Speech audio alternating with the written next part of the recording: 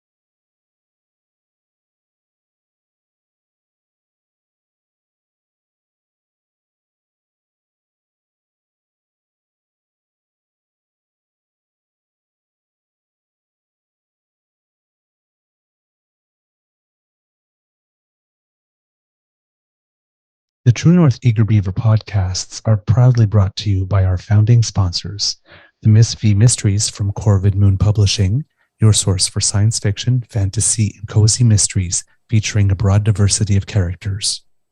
CanadianTarot.com, your uniquely Canadian online eclectic tarot community and forum, and the Peppermaster, hot pepper sauces made from fresh farm ingredients to thrill your taste buds and expand your mind.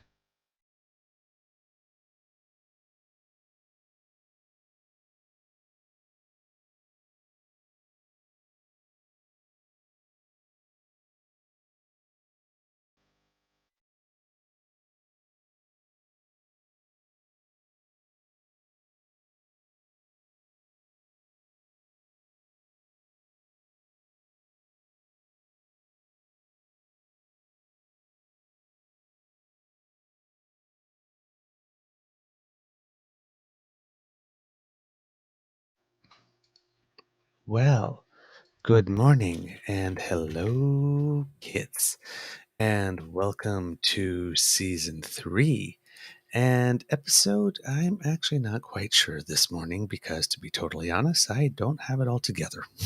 I think it's 153 of the Eager Beaver the Daily Beaver Morning Show here on the Crier Media Network. Today, recording day is Friday, June 30th, 2023. And I think it's going to be a nice day here at the Beaver Lodge. I don't know. I haven't had a chance to check the weather yet. I'm your host, the Eager Beaver, pronouns he, him, hey, Mr. Beaver, and with me, as always, is my dear friend, Mr. Grizzly. Of course, a big thank you goes to our podcast founding sponsors, the Peppermaster, the Miss V Mysteries from Corvid Moon Publishing, and CanadianTarot.com. I see Kit Ellen says, I like Mr. Beaver's shirt. Well then, please let me, there you go, give you a full look. Vaccinated. Turn this way, yeah. Yes. There you go. And here, I'll give you a twirl, too.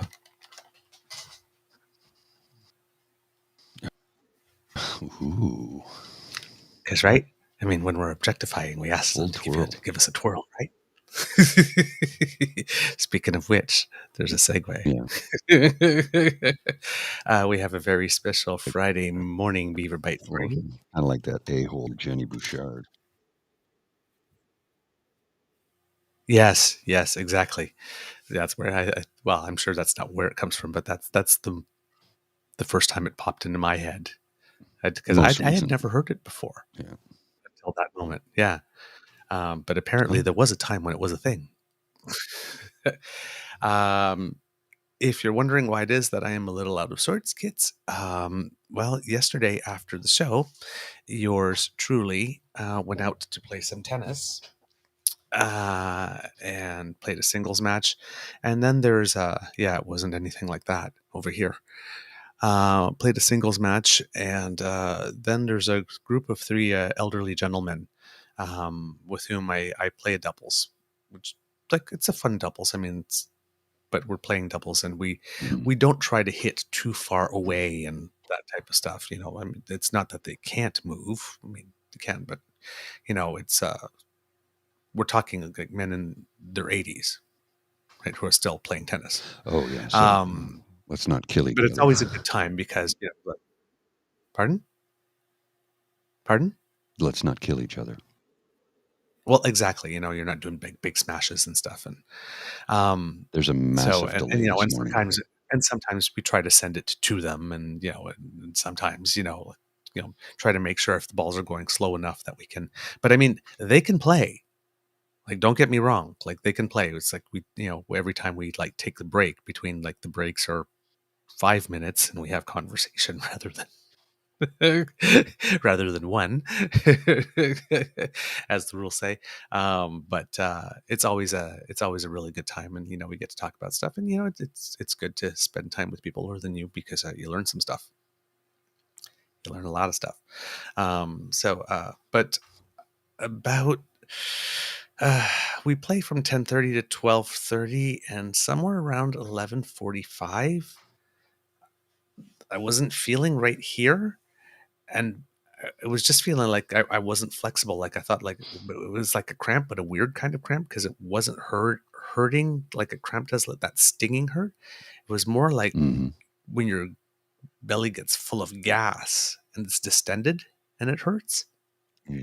So it was that, but I didn't figure out what was wrong. So we finished the match, and then I biked home, and then I sort of like, just, I need to lay down.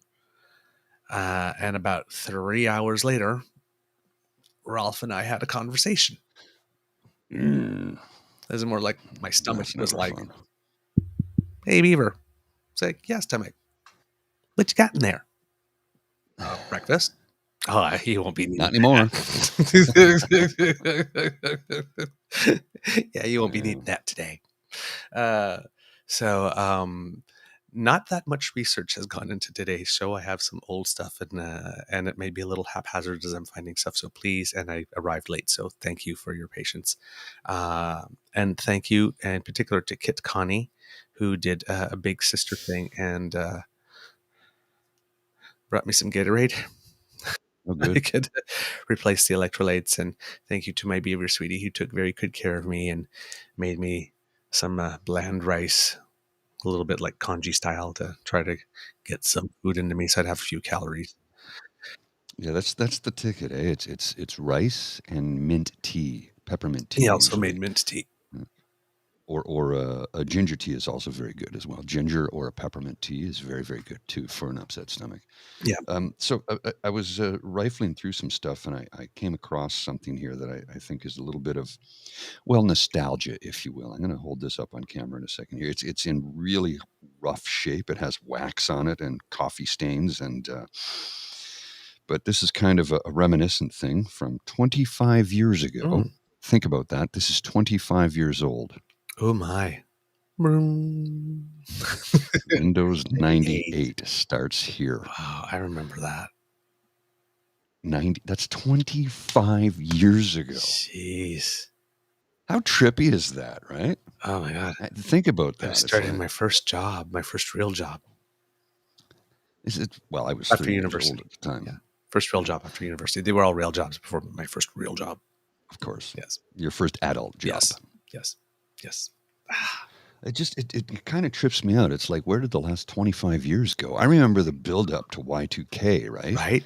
That build up was for years. Mm-hmm. Y2K, Y2K, and then it came and gone, and here we are 23 years later. Mm-hmm. I'm like, and the last 3 years have been a bit of a blur. I think globally, Yeah. many people would say the same thing. They're just like, remember the other day? That was 3 years ago. It's What? more like Oh, one that's right. long Yeah. year. Yeah. It just keeps, keeps blending in. And look, we're mostly back to the before times for the most part. Not for everybody. There are still some members of society who are immunocompromised who are taking extra precaution. And hey, I got no issue with that whatsoever, man. Do what you got to do to protect yourself. Mm. But I don't think we'll ever go back fully to the before times again because there's been this cultural Yeah, you shift. can't. It's everything is different now, Yeah. and it's going to stay that way. Yeah. It's never going to go back to the way it was. Yeah. And all those selling you that, Mm. Yeah. they're lying to you. Speaking of those selling you that, um, on the lighter side of news, it appears that someone got a makeover. Yeah, not a good one either. I mean, there's been many memes, and of course, our good friend David Moscrop started it, I think. But the one I heard best yesterday was, "Why is he turning into Katie Lang?" Yeah, I was, and here's, you know what, I did put it on Twitter, and then I thought after, should I do that? And Yeah, because I have a sense of humor, of course. but sometimes there's a sense of humor for the public, and then there's sense. And I thought, Know your audience, yes, right?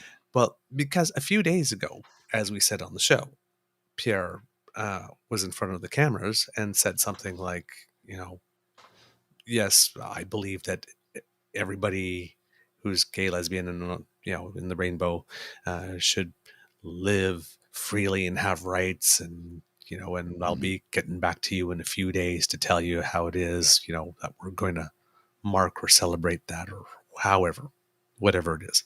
Um, Hmm. and He didn't march in Pride, though. uh, well, He didn't march in no, he Pride. didn't. I guess he didn't pick one to march in.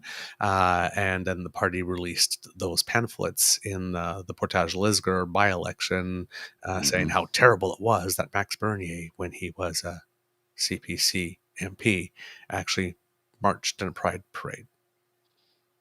Probably something he wouldn't do today. Hmm. But I like Jen. Tried to do an Brilliant, Jen. image rehab, and they said no, no, No, no. no, no. I love it. Ah, the morning core.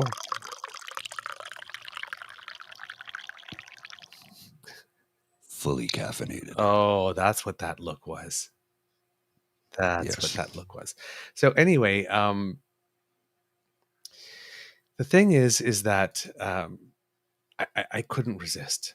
I couldn't resist Mm. because I'm thinking, like, as soon as I saw the Katie Lang thing, I'm thinking, so is Pierre Poliver transitioning to Katie Lang, that thing he said he would do to mark and celebrate Pride that he'd get back to us on? Because so far,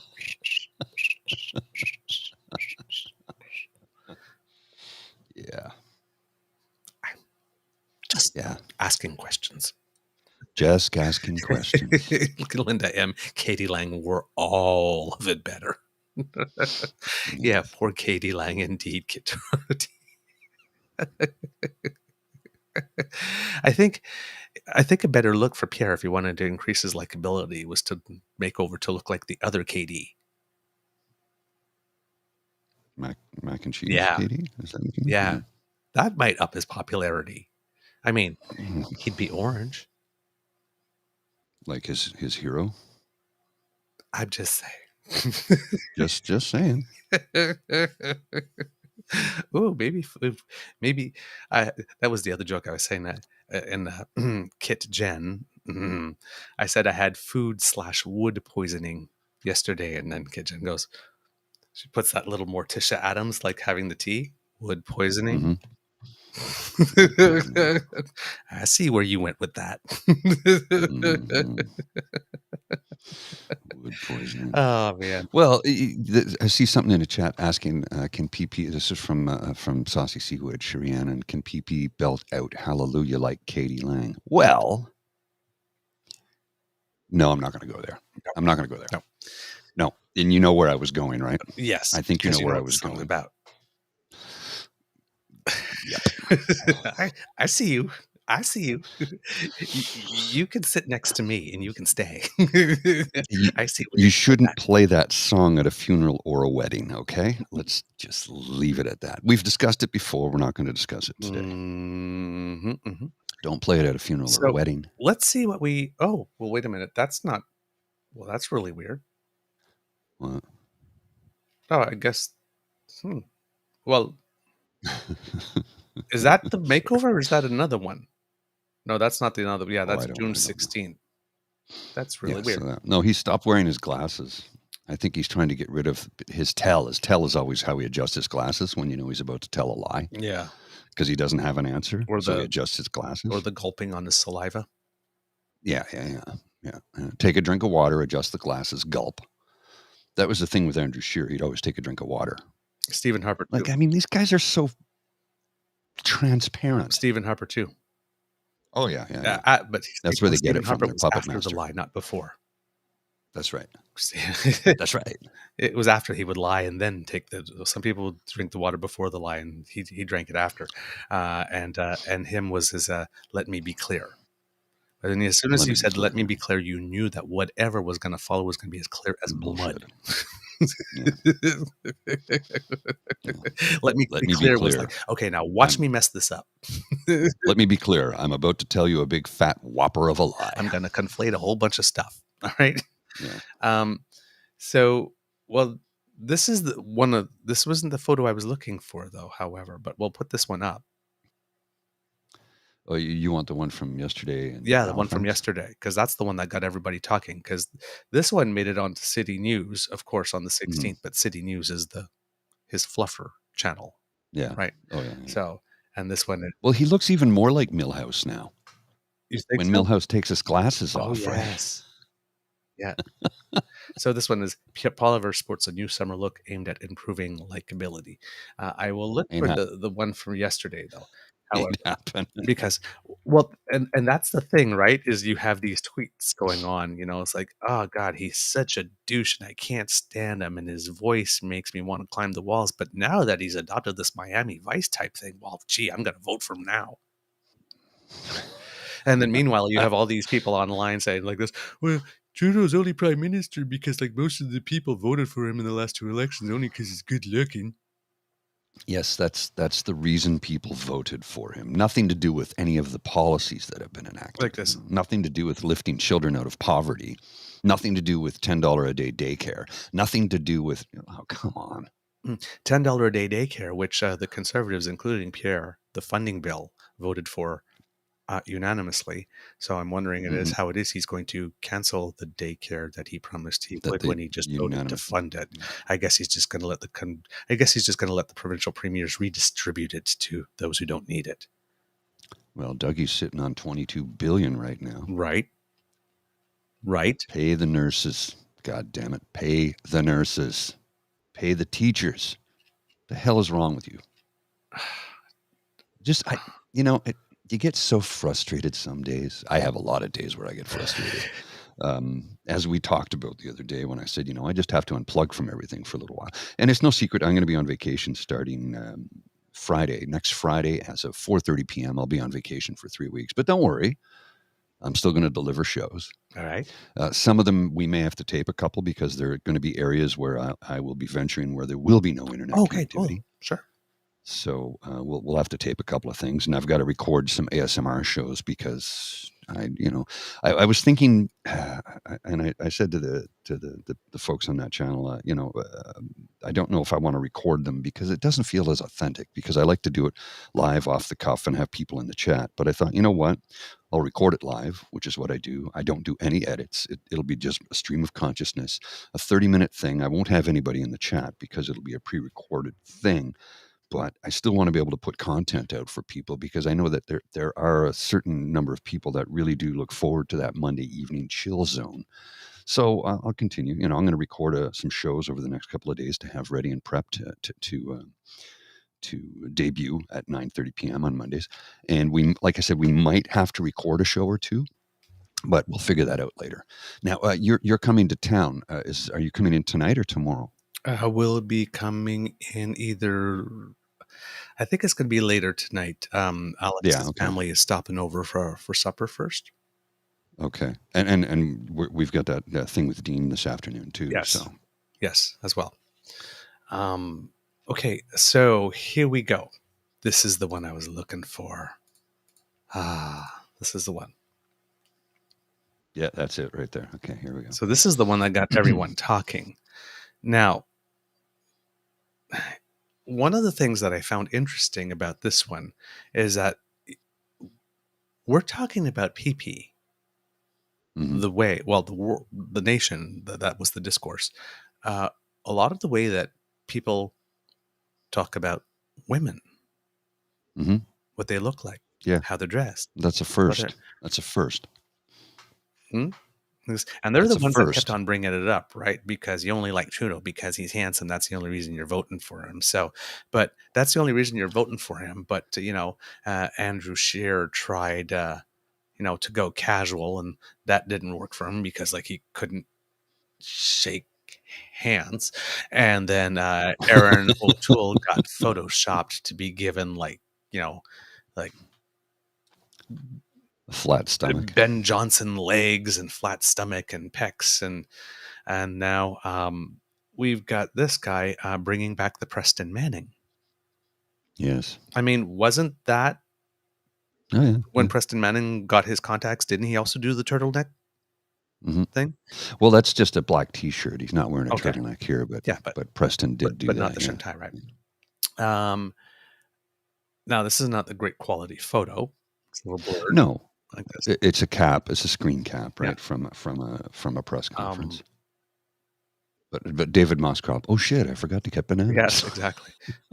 And also, and then honestly, he looks like a corpse a mortician gave up on.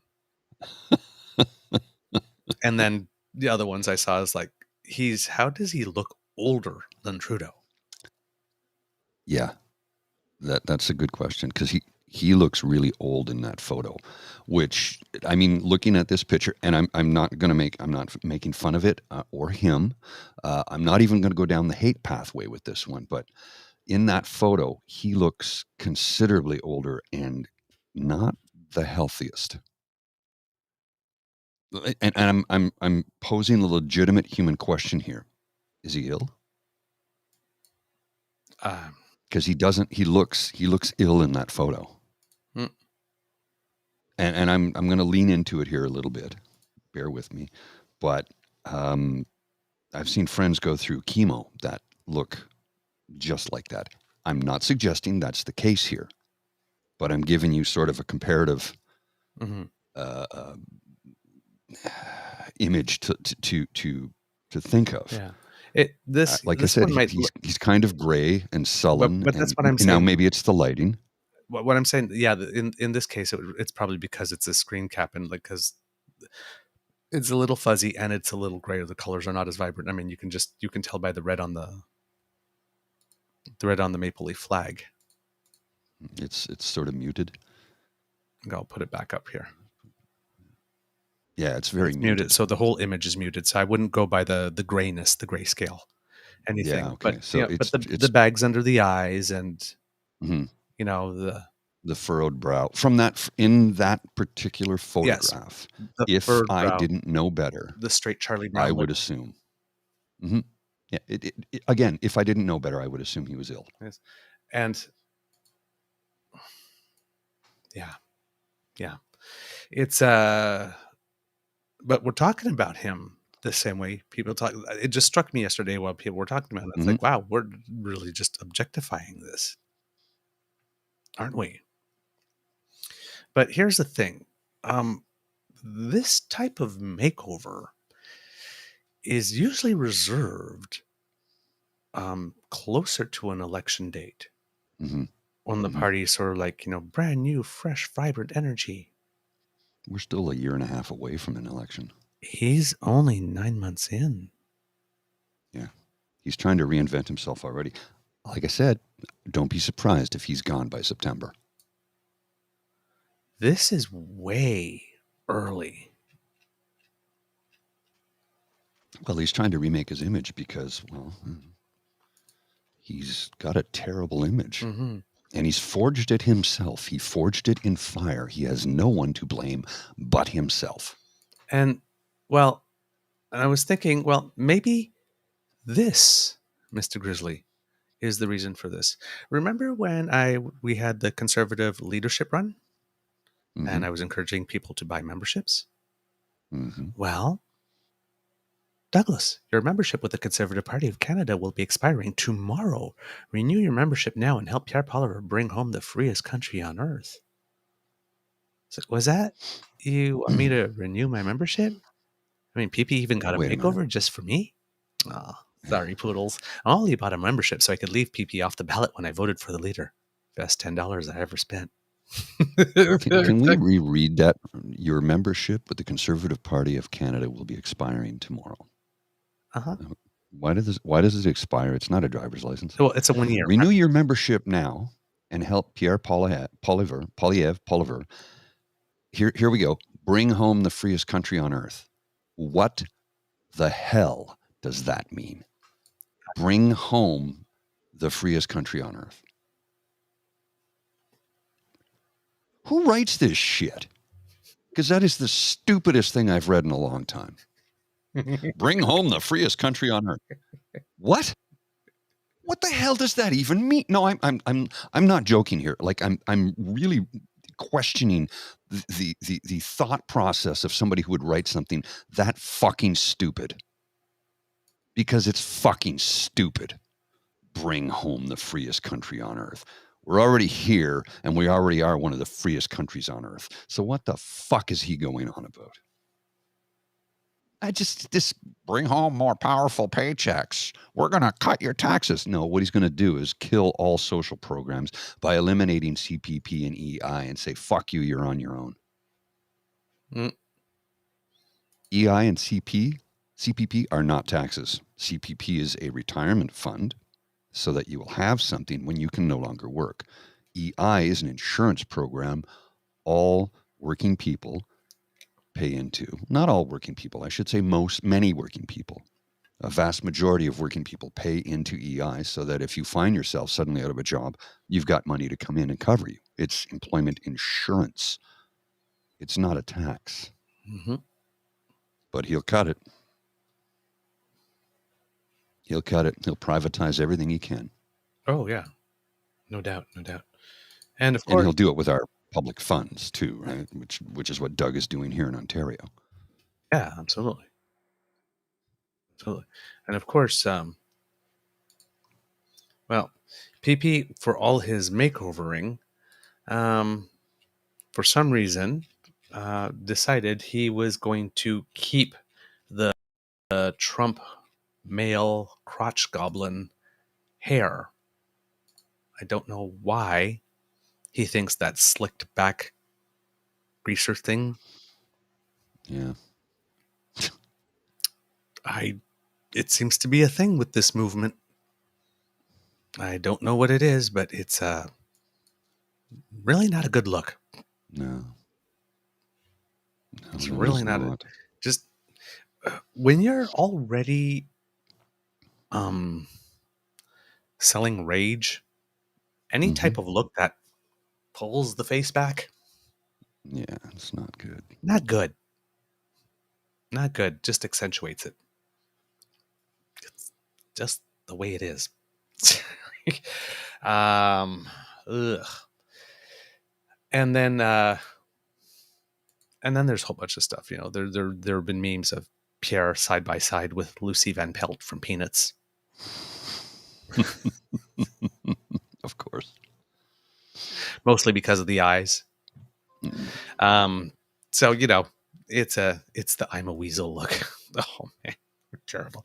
We are terrible. Okay, so anyway, that was Pierre. But my thing about that, like I said, the main point with all of this, we're having a lot of fun with it, but it's just how early it is in the campaign that he Well, needs and to again, make over. it's not even really a campaign yet. How can it be? Well, I mean, in his campaign. His He gamed campaign. this out first, right? He's running for prime minister, overwhelmed, shock and awe with the leadership thing. Come in, start punching some journalists, you know, get a couple of street cred, like get all those people going rah rah rah. Because role number one is to try and absolutely take out swipe the PPC, swipe its legs out from under them, which he hasn't done successfully. Flood the zone with bullshit, right? Yeah, but I mean, he's really trying to recapture the 3 to 7% that can go PPC. He's really, really trying to recapture that because he needs that, or else he can't win without it. And that's what we saw in Portage Lisker. Him doing all of that, right? Them going all out, guns blazing against PPA, against Bernier, and without any mandates and without any of that stuff, Bernier still picked up 17%. And then they go, okay, well, we kept him under 20. Yeah, but they hit 20 when they were really, really mad about those issues. Those issues are starting to get on the back, in the rearview mirror, and he still got 17. Now, you can maybe attribute a few extra points to him because he's the leader, Well, yes. but you didn't wipe him out. You didn't Not wipe even him out. He's close. here to stay. And so long as he's here to stay, he's raising money that you think you should be going to you. That's what all this is about. That's what this Conservative Party is freak out. Because remember, first they love money. More And the than Freedom anything Convoy else. showed how much money was going the other way, not to them if they weren't going to Hmm. back them. And they decided they wanted their cut. So they're going after it. They really want to take Max out, but they didn't do it. They took it. I won't say they took a shot at the king, but they took a shot at the pretender and they missed. Hmm. And now the pretender is now extra motivated. Didn't work. It didn't work. He's got problems. That He's party's going to be finished. going through some things. Yeah, they're about to experience all the things, and good on them because they've earned it. Mm-hmm. Well, they had it coming. So, They effed around. and now they're going to find out. Hmm. And it's, you know, there are going to be the Tamara Leach trial is going to happen at some point. The Chris Barber trial is Oh going to yeah, happen at some point. The Coots trial is going to happen at some point. and that's really going to be telling because it is really going to destroy them. Because you know damn well those people will throw that party under the bus in a heartbeat because the party would throw them under the bus in a heartbeat. So it's Already like, has. oh yeah, they already have. Yeah. So it's like, oh, so you're going to screw me over? I'm going to screw you even harder. There's a lot It's of it's Pawlowskis in that group. it's going to be interesting. There's a lot of Pawlowski types in that Oh group. yeah, yeah. They may not all be pastors.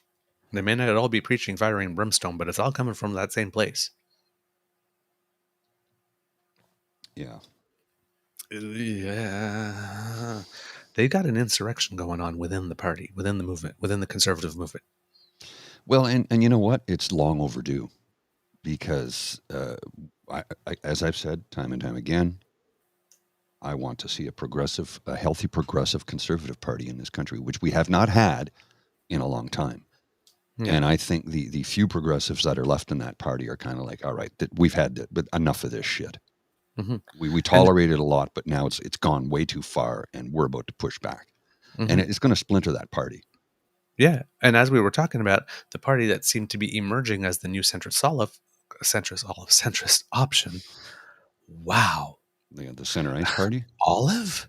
Yeah, I don't know The where that came from. central wow. New centrist option. The center ice conservatives just had one of its main proponents, Tasha Garrison, post some silly article about our court being politicized and because we Yeah, have to replace the Supreme Court justice. So they're playing the same game. yeah. I'm They're like that. not being moderate center ice. They're not at all. Not at all. The one that's Uh, emerging, you can't write something like that and then say that you're going to be. it was an opinion piece with no fact checking. Right? Like, come It's on. just one justice is from Newfoundland. Okay. The other one happens to be Indigenous, and the other one was, gee, maybe we should pick the right person for the job and not So politicize the court. I'm like, come on, man. let's have a court that's representative of Canadians from coast to coast. Right. They're kind of like deciding the things that regulate our lives. Uh, Maybe we would like people that look like us. and not Maybe just not. me. Yeah. Not just me, right? Like, come on, man. Jeez. So, and then you would. What do I want to go to next? That's a little too Well, I dark. was gonna go somewhere with that one. I had Okay. to adjust my glasses. Um, Not someone who looks like me, right? Mm, And then we lean into France, where a mm, a young Muslim boy was shot and killed by the police on hmm Eid of all times, and the French are not having it. hmm They are burning down the country right now, hmm and it's not just the Muslim population that's doing it. That's important. That statement is important. It's French people of all stripes who are like, all right, this is the straw that has broken the camel's back. They're having a George Floyd moment. They are. And the whole country is kind of behind it. And they are burning police cars, police stations. The riot police are completely overwhelmed. People are freaking out. And this may be the new French Revolution because they're fed up with austerity measures. They're fed up with this divisiveness that's been going on for the last number of years. And I think we've reached the breaking point, or at least the boiling point. And the French are not known to be passive when it comes to riots.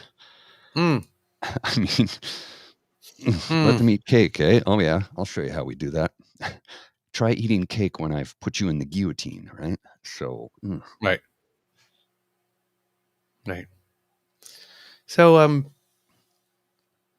just to finish off with PP, mhm. I just thought that, so we have, um, we'll give you the Lucy Van Pelt. Oh, I've If not seen the. I'd like to see that. Yeah, if you have it, that'd be uh, great. I've I not seen it yet. yeah, I'm hoping to find the side Mhm. by side at Well, some that's the point. perfect one, right? Okay, so I'll wait then. I won't do it. I won't do it this way. For the side by side, I'll say that for later. Okay. But we have this one. This is the tweet I was talking about, where the gentleman said that we vote for Trudeau based on his looks. Right over here. So it's like at Jack G. Mitchell. Don't be ridiculous. Trudeau has been elected twice based half on how good looking he is. I put it up there for you, Mr. Grizzly. I'm like sitting there like, this reads like someone is triggered by the fact that PM is both better looking and a better person than they are. I mean, if you're going to say that about people who vote for the prime minister, you deserve. Yeah, you're going It's to like, earn it. what are you, are you sure what you. Anyway, I'm just saying. It's like you're saying a lot about yourself when you talk about other people that way. You're saying a heck of a lot. And then for PP, just a trip down memory lane for makeovers. Remember this one, Mr. Grizzly?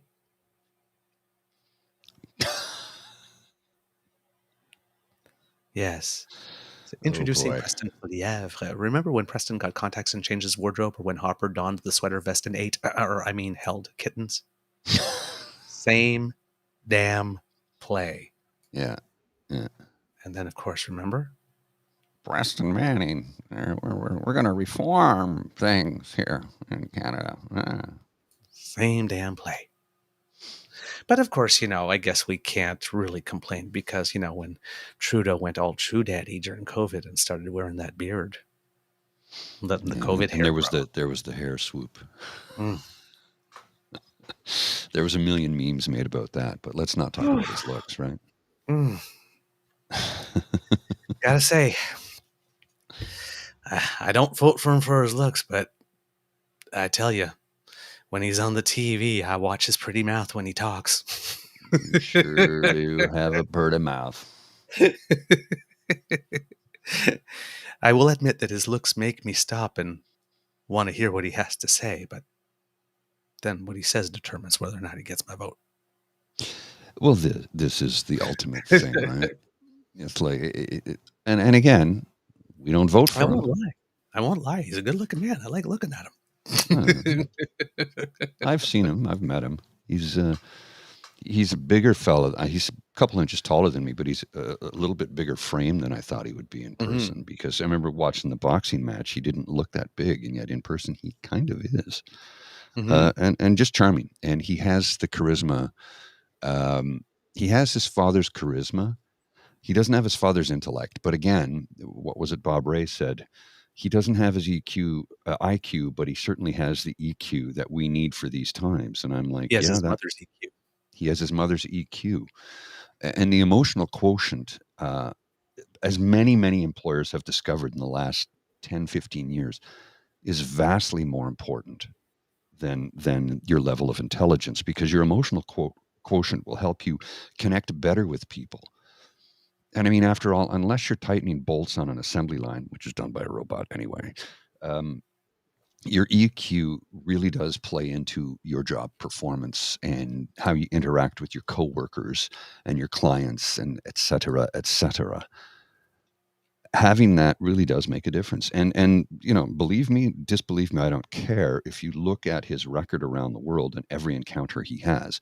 For example, when he was in South Korea recently, and he did this wide leg stance to lower his height to be the same height as Mm, the older Korean leader, which is a sign of respect in Korea. yes, It's like people notice these things right. and they pay attention to them. Well, it And, was the and same thing with the daycare photo, right? During the election campaign when he had the baby on the hip and he had the hip like this in the arm, and they said, "Oh, this is a guy that's not doing it for show. You can tell he does it with his own kids." And they were yeah, like pointing out all the body postures, right? it's not awkward. It's natural. It's who he is, right? And again, like I said, initially when he ran and when he was in that boxing match with Patrick Bra, I wanted to see him get his ass kicked. I did because I was not a fan of his at the time. I've since come to appreciate him. He We have moments where I completely disagree with a lot of the things he does, but I think for the most part he has done very good by Canada. He will be remembered as one of Canada's best leaders through the most difficult time since World War One. So history will smile upon him, and as we've said time and time again, he's done more to actually lift drinking water advisories on First Nations communities around the country. Well, he's actually been the only one to ever do anything about it. Number one, and number two, he put his money where his mouth was. He got it done. Is it 100% finished? No, there's still some, but we did have a whole global pandemic that kind of slowed down a lot of things over the last few years, and we had to concentrate on keeping our citizenry alive. So a few things here and there he had to deal with. Yeah. We've had 142 long-term drinking water advisories lifted since November 2015, and there are 28 of them still in effect. So I mean, that's a pretty damn good track record.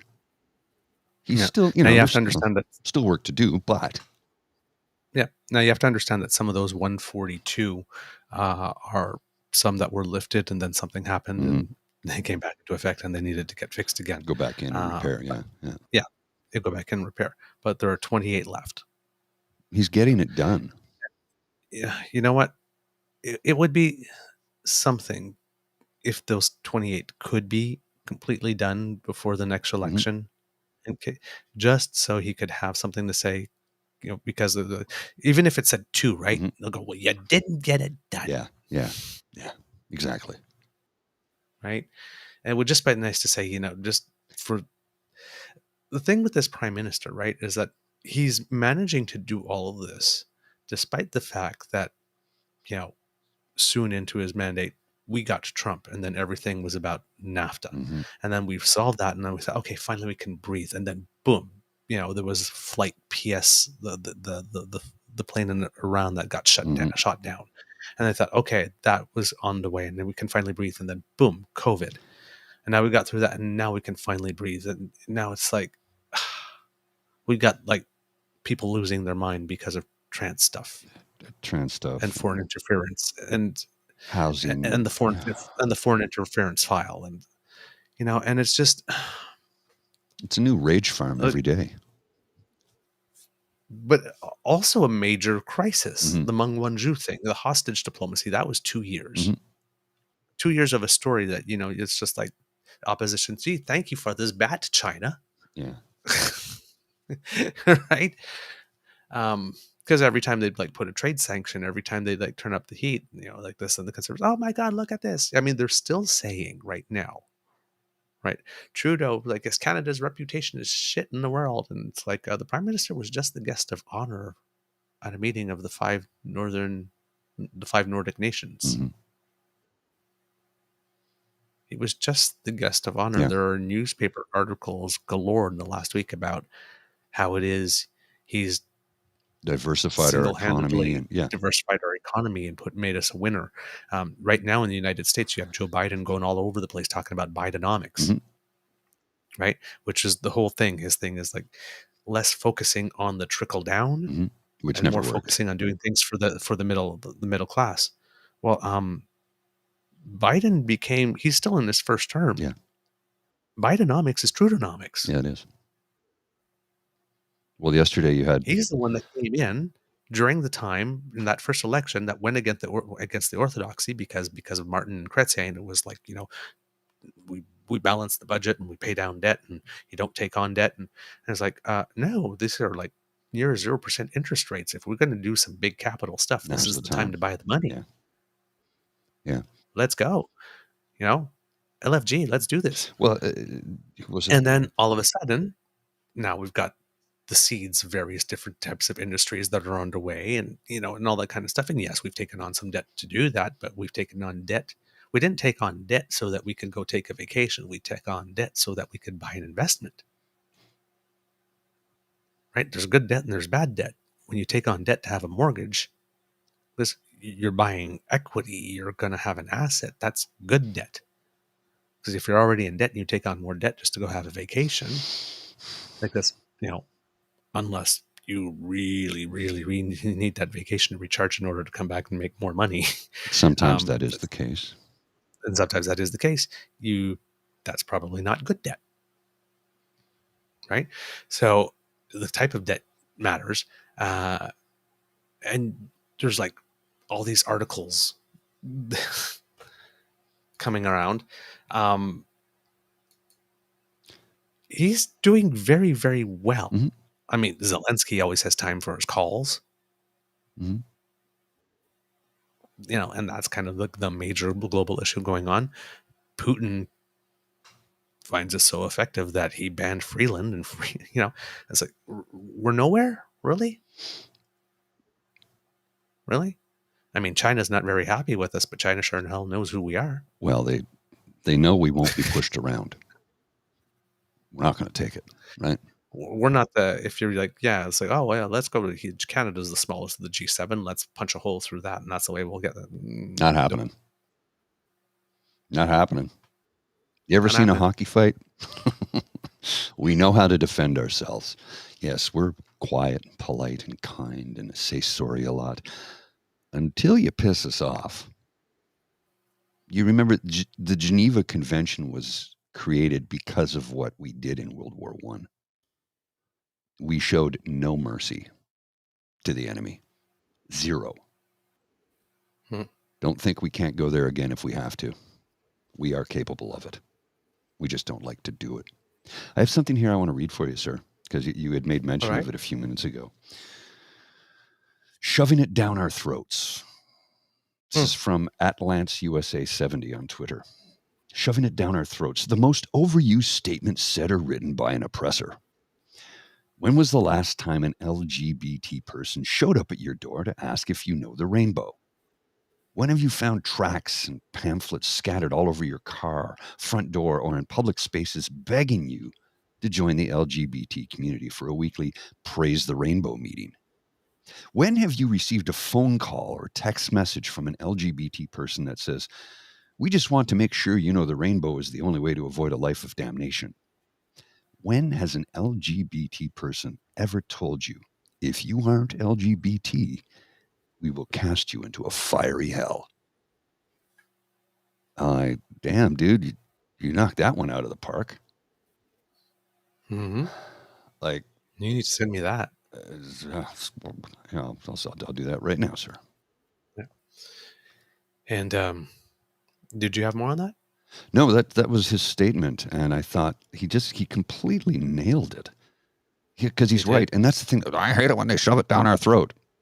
It was like the thing I showed the other day. It's like the way they're waving the flags in our faces. It's like it's their whole identity, and it's like they fail to see the irony in that. Yep. Indeed. Like they're sitting there with a MAGA flag and a Trump 2024 flag and a MAGA hat and Trump T-shirts, and I'm like, it's a cult, man. It's really a cult. And then, Mr. Grizzly, as we were talking about, when I was talking about Canada, its place on the world stage, this one came out just the other day. So more news that'll make conservatives spit teeth. Mm-hmm. in the Telegraph, the UK. Yeah. The world's wokest country is leaving Britain's economy in the dust. And the Telegraph is kind of known as a conservative rag. It's not as bad as the Daily Mail, but it's not exactly what you'd call a woke liberal ideological newspaper or publication for that matter. Uh, so, you've got Bloomberg touting our positive attributes from the prime minister and how the economy has been diversified and how we're leaving all other G7 partners behind because we're just leading the pack. You get the Telegraph, you get the Washington Post, the Bloomberg article. And these are all, the Bloomberg article especially is written by an individual who has been doing this longer than I've been alive. Mm-hmm. They don't drop stories like that without doing their research. These are people who are experts in their field. So when Bloomberg writes it, it's like you best believe he knows what he's talking about. This is not Well, just yeah. somebody trying to cite stats. This is somebody who knows what they're talking about. We're doing good. We have more good to do. We have more work to do. We have to lift more people out of poverty. There is more work to do. Now, that being said, the government only has so much control over that. Unless we nationalize everything and start paying everybody a living wage, they can't control private industry. And private industry is, profit motivated and shareholder profit shares motivated. So oftentimes they will refuse any sort of pay rise to the employees because it will cut into their margin. It's like the guy from Bell who just fired 1,300 people and shutting down literally shut radio stations down, just turn the switch off. And now they're trying to get out of local news. Well, I find that interesting that none of the shareholders or the board or the CEO did anything to help the 1,300 people they just axed. They could have taken pay cuts. They could have put austerity measures on themselves, kept those jobs. Mm-hmm. But no, they won't do that because they're greedy bastards. That's okay, though. Don't worry. They'll get theirs in the end. They'll get theirs in the end. And I'm not saying that we're going to do anything. Karma comes for those who wait. And karma, she can be a mean, nasty lady some days. Speaking of ladies who are anything but mean or nasty, Sue Johanson. Yeah, passed away yesterday at 93. Yeah, 93. Sex with Sue. At a long-term care home in Toronto. She was known for the Sunday night sex show and Talk Sex with Sue Johanson. She was great, and there's recently a documentary I think made on her life that's been playing on TV. But I think we talked about it on the show that it was it was coming out. But yeah, she was a real benefit because she gave frank talk. She knew that she was grandmother, so she was safe. Yes. Right? She could talk about these things and she wouldn't be threatening. And, well, she started her career as a nurse, receiving her training in Winnipeg during the 1970s. This is according to a CBC article. And she opened a birth control clinic at a Toronto high school and ran it for almost 2 decades. Her show premiered as a live call-in program on Toronto radio in 1984. Now, 1984, that's around the time where AIDS and HIV was really starting to ramp up, because it was detected in 1981 in San Francisco. So we're about 3 years into it. And you know who patient so a show like that was zero was, right? Allegedly, yes, a flight attendant from Quebec, apparently.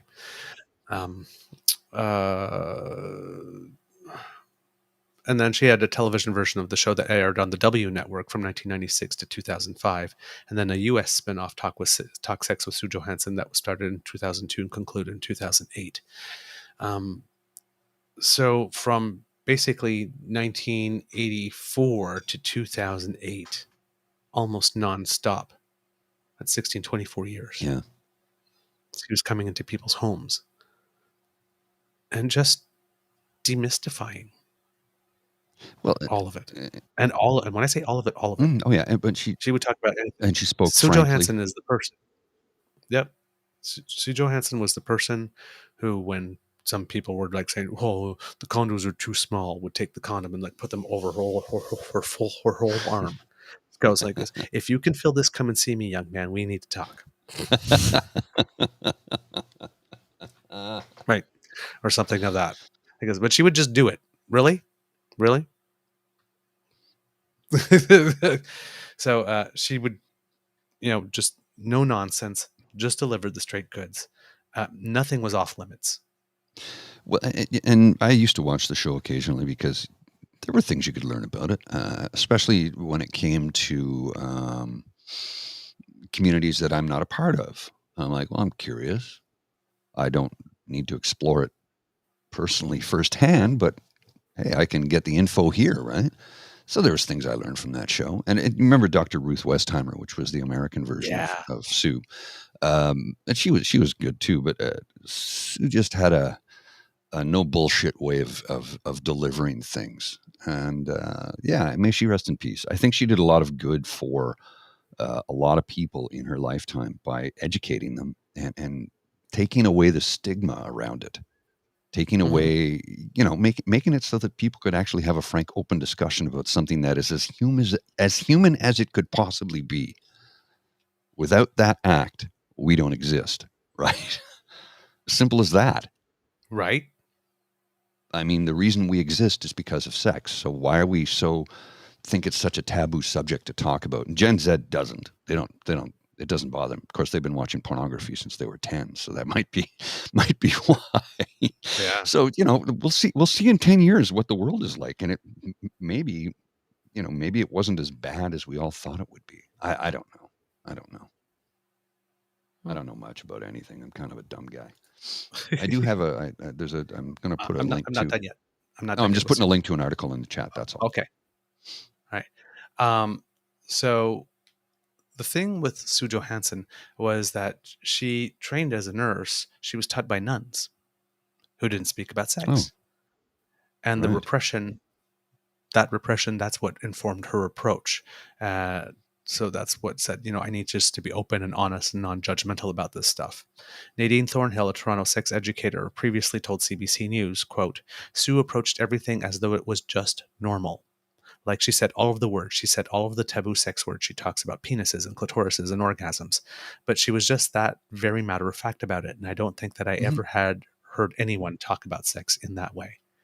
And that was the thing. And she would talk about homosexuality, and so in that, by including us in the conversation, like it was just natural that we would talk about it as well. Hmm. So, particular again, 1984 tonight, she she did a lot for our community simply by proactively talking about us. And you need to know about this too. I'm going to talk about this, and Hmm. and if you're gay, you need to know about this. Uh, as it was normal that it would be included, that we have to talk about everyone. That it did a lot. So, Sue, thank you. In 2000, she was awarded the Order of Canada, very deservedly Yeah, so, no kidding. for being a, quote, strong, successful advocate for sex education. On the Governor General's website, she's praised for decades of work, quote, listening without judgment and candid in her responses. She helps Canadians to improve their understanding of sexuality and their ability to make wise health choices, which is really, really, really important. Hmm. All right. So, thank you, Sue. Yeah, I got Jen. She was a legend in Kit Toronto D. Sue came to our school, and I was 15. I learned women body parts and sex ed from Sue. And there's other stuff too, like that. They got some things that people wrote in. And not gonna lie, I learned how to properly put on a condom on watching Sue demonstrate it on her show. I loved Sue growing up. I used to listen to her every night before I went to sleep. She taught me to have a healthy attitude around masturbation, gave me the sex education schools wouldn't. Canada has lost an absolute icon. Sue Johanson did more for sex education in this country than anyone. When the government failed to educate the public on the risks of HIV, Sue filled the gap, and she did it with empathy. These are all just things that people have tweeted um, about her. Canada lost a national treasure today, but Sue's legacy will continue to make positive change for decades to come. It's just her daughter, Jane, said she believes it was her mother's sense of humor that clicked with so many people, and recognizing that the topic of sex would make lots of people uncomfortable or shut down. Quote, she knew that if she used humor antics, jumping around the stage, stretching condoms, being light about it, she knew that she could break the ice and then make people comfortable. Mm-hmm. As soon as she made people comfortable, then she could get into the real nitty-gritty of the topic. Very true. So once again, thank you, Sue. You've earned your rest. You've definitely earned your rest. You've helped. I'm sure you're aware because you were universally loved, but you've helped so many people. Mm-hmm. Especially those who had questions who knew they couldn't go to a parent to ask them. Right? And it's better to get it from a nurse practitioner with medical advice than it is to go and get it from the street. Oh, boy. Right? Yes. Get the straight goods, get the truth, get the facts, get the information you need to make an informed decision, which is what it boils down to. And you can go out and make an informed decision. But if you're getting your facts from the streets or from an older brother or sister or a friend or a cousin or somebody and they got their telephone tag, right? They got their information from somebody who passed it to them, and it's always way out of whack. I've talked about before how when I was 15 years old, my aunt came to me and said, Paul, your mother's going through change of life, so just be gentle with her. I'm like, uh-huh. It was 1984, 83. Yeah. What the hell does that mean? I had no idea what it meant, and they wouldn't discuss it or tell me what it was. It's change of life. I was a 15-year-old boy. I had no way of understanding what that meant. I had no clue. Why didn't they just say menopause? I could have looked that word up. I could have gone to the library, and I had heard the word menopause. Didn't know what it meant. But I could have gone to the library, pulled out the Encyclopedia Britannica, and looked it up. But I didn't get that. I got change of life, dear. Be gentle with her. What the hell does that mean? All of a sudden, my mom starts to go a little bit wacky, and I'm like, what did I do? I'd come home, and she'd just scream at me for no reason. I'm like, what? I just got home. And then she'd burst out crying, and then make dinner for everybody. It was like, what? And I mean, I understand. Like, it's a very traumatic process to the brain and body that a woman goes through when she is going through menopause. And a lot of people don't even want to talk about it. And I'm like, but why not? It's a natural progression. It's like puberty. You're going to go through it. If you live long enough, you're going to experience it. So let's talk about it. Let's be open and frank about it. I don't know why people are so freaked out about that. But then again, was it somebody put it was PNC Bio put a comment in here, and I'm going to put it on the screen right now. She didn't even ostracize the gays. In 2023, they'd call that hero a groomer. Rest in peace to a saint. Mm-hmm. You're going to call me a groomer because I'm going to talk about menopause? It's something we should be talking about. It's a natural progression for any woman if you live long enough, period. Period. Yeah. Period. Because you don't get them anymore. And you're really good setting me up with segues. Speaking of women. My favorite subject. There is a lot of, well, let's just say equity news lately. The first little bit is that the government of Canada has appointed a new federal pay equity commissioner. So, because apparently we didn't have one for a while, or at least an interim one. So the Minister of Labour, Seamus Rigg, and Seamus O'Regan Jr. announced the appointment of Lori Strasniski as Canada's new Federal Pay Equity Commissioner. She stepped in as the interim commissioner in November 2022, so I guess she's been confirmed in the position, providing oversight in the government's work to strengthen pay equity in Canada. Working within the Commission, Lori will continue to lead a dedicated unit responsible for assisting stakeholders and bargaining agents on pay equity issues, investigating complaints related to the contravention of the Pay Equity Act, and educating employers on their obligations under the Act. As she has in her interim role, Lori will play an important role in helping to reduce the gender wage gap in federally regulated workplaces. She was appointed through an open and transparent process. She will be appointed to the Canadian Human Rights Commission effective November 1st, 2023 for a term of 5 years. So that happened. That's the overall context.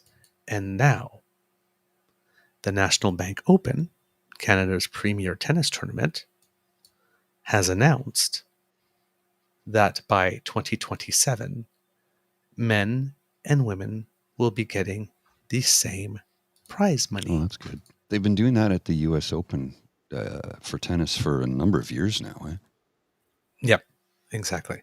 So we have this photo here. It's not recent. It's probably from when Team Canada was competing at the last Billie Jean Cup. But we have a photo with Billie Jean King here, who was a pioneer on fighting for pay equity within tennis. So we have our stellar team. We have Gabriela Dabrowski here, who's a doubles ace, Leila Fernandez, Billie Jean King, Bianca Andreescu, Carol Zhao, and Rebecca Marino. Rebecca's tall, and eh? Carol, Rebecca Marino, the first time Venus Williams played against her all those years ago, Venus Williams said, "Oh, so that's what it feels like playing against myself." Yeah, okay.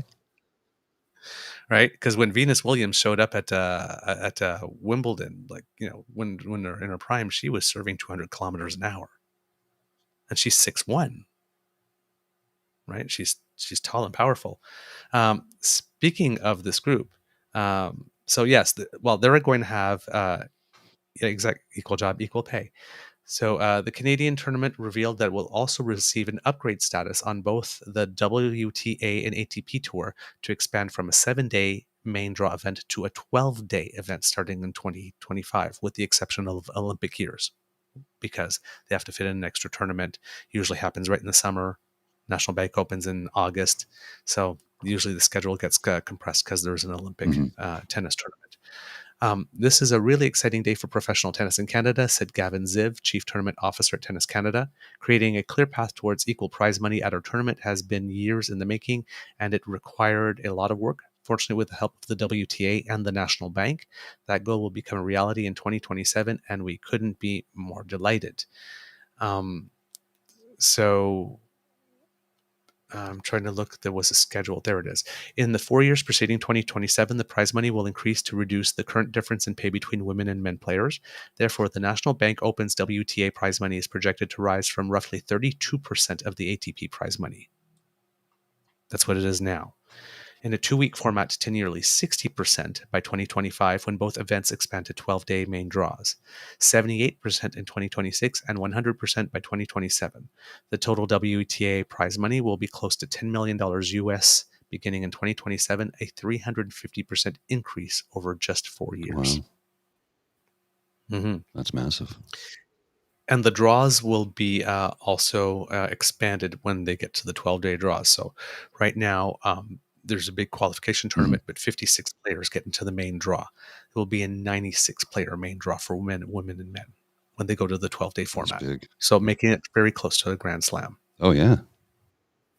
Like, the only difference is that in a Grand Slam, of course, the men and the women participate in the same city. And in Canada, they don't. And before, a few years ago, the men used to participate one week and the women participated another week. Now they're both the same week in 2 different locations, which kind of makes it hard. Whereas opposed to, I think, Indian Wells, where they actually have the men and the women playing at the same venue at the same time. This is the money is the expansion of the 12-day format is made possible thanks to major funding of nearly $20 million via the Government of Canada's Major Festivals and Events Sports Initiative. So they're putting some money into it. In Toronto, 9.3 came from the Federal Economic Development Agency for Southern Ontario, while in Montreal, 10 million was received from the Canada Economic Development for Quebec Regions. The investment announced on the eve of the 2022 National Bank Open will prove crucial in supporting various tournament enhancements over the coming years, such as infrastructure upgrades to accommodate more fans and improvement to product offerings as well. And the bank is also National Bank of Canada as a sponsor is actually putting more money into it itself as well to increase the prize money. So, and just as a little aside, Carol Zhao, who we showed in that previous picture, at the tender age of 28. Now remember we talked about Catherine Sebov at the beginning of the year when she qualified for the Australian Open, I think at 24, 25, when we're saying like Bluebird.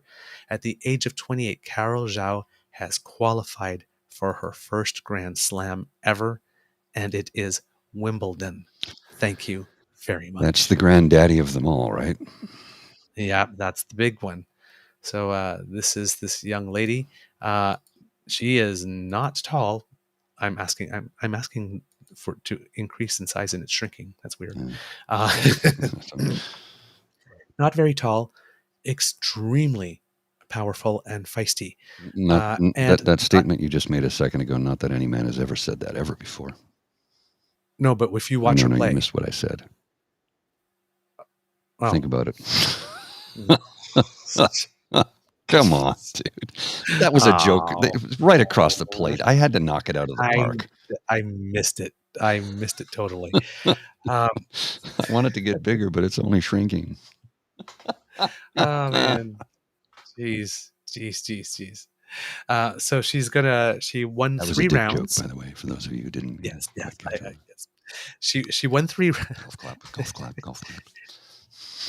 She won 3 rounds, and so she gets to enter the tournament. She will join Bianca Andreescu, Leila Annie Fernandez in the women's singles. I don't know if Rebecca Marino is going to be playing the singles. She has been trying to play some grass things, but I know she's recovering from an injury as well. But I mean, she would qualify for the main draw just based on her ranking alone. So I don't know if she's skipping it or not. And Felix Auger-Aliassime and Denis Shapovalov and Milos Raonic are going to play on the men's side. I guess they gave Raonic a special entry because he was a finalist once. He was the first Canadian man to ever play in the final. Yes, to play in a Grand Slam singles but not final. The first Canadian. No. That was Eugenie Bouchard. Yes. Played in the Wimbledon final. Yeah, whose recovery is going well too. She played in she was in the qualification tournament, but she got in it on with no special thing on her own ranking. So she's about to enter the top 200. She got a really bad draw though. She drew Griet Minnen from Belgium, who is one of those players that is not extremely high ranked, but if she's on a roll, she's on a roll, and you absolutely have to beat her because she will not make mistakes. Okay. So it was a great match. I actually watched it. They both played their hearts out, but she was on the losing side of it. But she's finding her form. She will be back. I want to pivot back to politics for a minute here, if I could. Oh, I had one. Go ahead. On the pay equity thing. And the last pay equity thing, and this I think might qualify as a BFD. Put this up, Mr. Grizzly. The PHF, which is the Women's Hockey League, is to cease operations, paving way for one women's professional hockey league. We have the morning pour. So the Premier Hockey Federation has been purchased by the Mark Walter Group and Billie Jean King Enterprises. Oh, interesting. Hello. Multiple sources briefed on the situation told The Athletic on Thursday night. The league will cease all operations. The PHF's player contracts will be terminated. Players will receive severance and a period of continued health benefits. The news comes after a long-running divide between the league and the Professional Women's Hockey's Player Association and fundamentally alters the landscape of professional women's hockey. The path is now clear for one North American league that can showcase the best players in the world. Players from the PHF and the PWHPA were told the news in separate meetings on Thursday evening. The PHF, previously known as the National Women's Hockey League, was founded in 2015 and has been the only option for professional women's hockey in North America after the Canadian Women's Hockey League shut down in March 2019. The PWHPA, that's the Players Association, was founded in May 2019 with the vision of building a sustainable league. In May 2022, The Athletic was first to report that oh, darn. Lost the link. The rest of it is behind a paywall. Of course. Why would you do that? So they can make you Why pay would for you? it. That's why. That's just how it goes, man. That's just how it goes. Can't subscribe to everything. We'd be broke. Wait a minute, I am broke. It happens, man. There's only so much you can do, right? All right, hold on. Let me see here. If we could curate more feeds, that would be great. But I mean, how many can we afford is the thing. Yep. Hold on. Let me see. Hopefully CBC has something. Well, there. Sportico, Sportsnet. There we go. Got the full story now? Yeah, I got from Sportsnet here. The ratification of the bill is expected to take place next week, the vote. Jana Helford, who's the chief of the Players Association and the commissioner of the Hockey Federation, Reagan Carey, will feature in leadership roles, a source told the Associated Press. Among the many issues that need to be sorted out include the number of teams, where they will play, what will happen to the existing contracts, some of which are worth more than $150,000 and run over 2 seasons. The PHF doubled each team's salary cap to $1.5 million entering this season, and it had teams in Boston, Toronto, and Montreal, along with East Rutherford, New Jersey, Hartford, Connecticut, and Buffalo, New York, and Richfield, Minnesota. So whether or not those teams get to survive or how they franchise out, those are big issues. So yeah. Cool. We have pay equity in tennis. We might have finally a professional women's hockey league. And I believe that Bettman back in the day said that if ever one was established, the NHL would start offering help like the NBA offered help to the WNBA. Hope he follows through on that. Well, time will tell. Yeah. But this one's for the girls. The ladies. The song is called This One's for the Girls. I know. Yes. But yeah. And of course, when we say girls, we say GRRRLS. Riot girls. Yeah. Because Canadian girls kick ass. Yes, they do. Especially our athletes. Holy crow. Oh, yeah. They deserve this.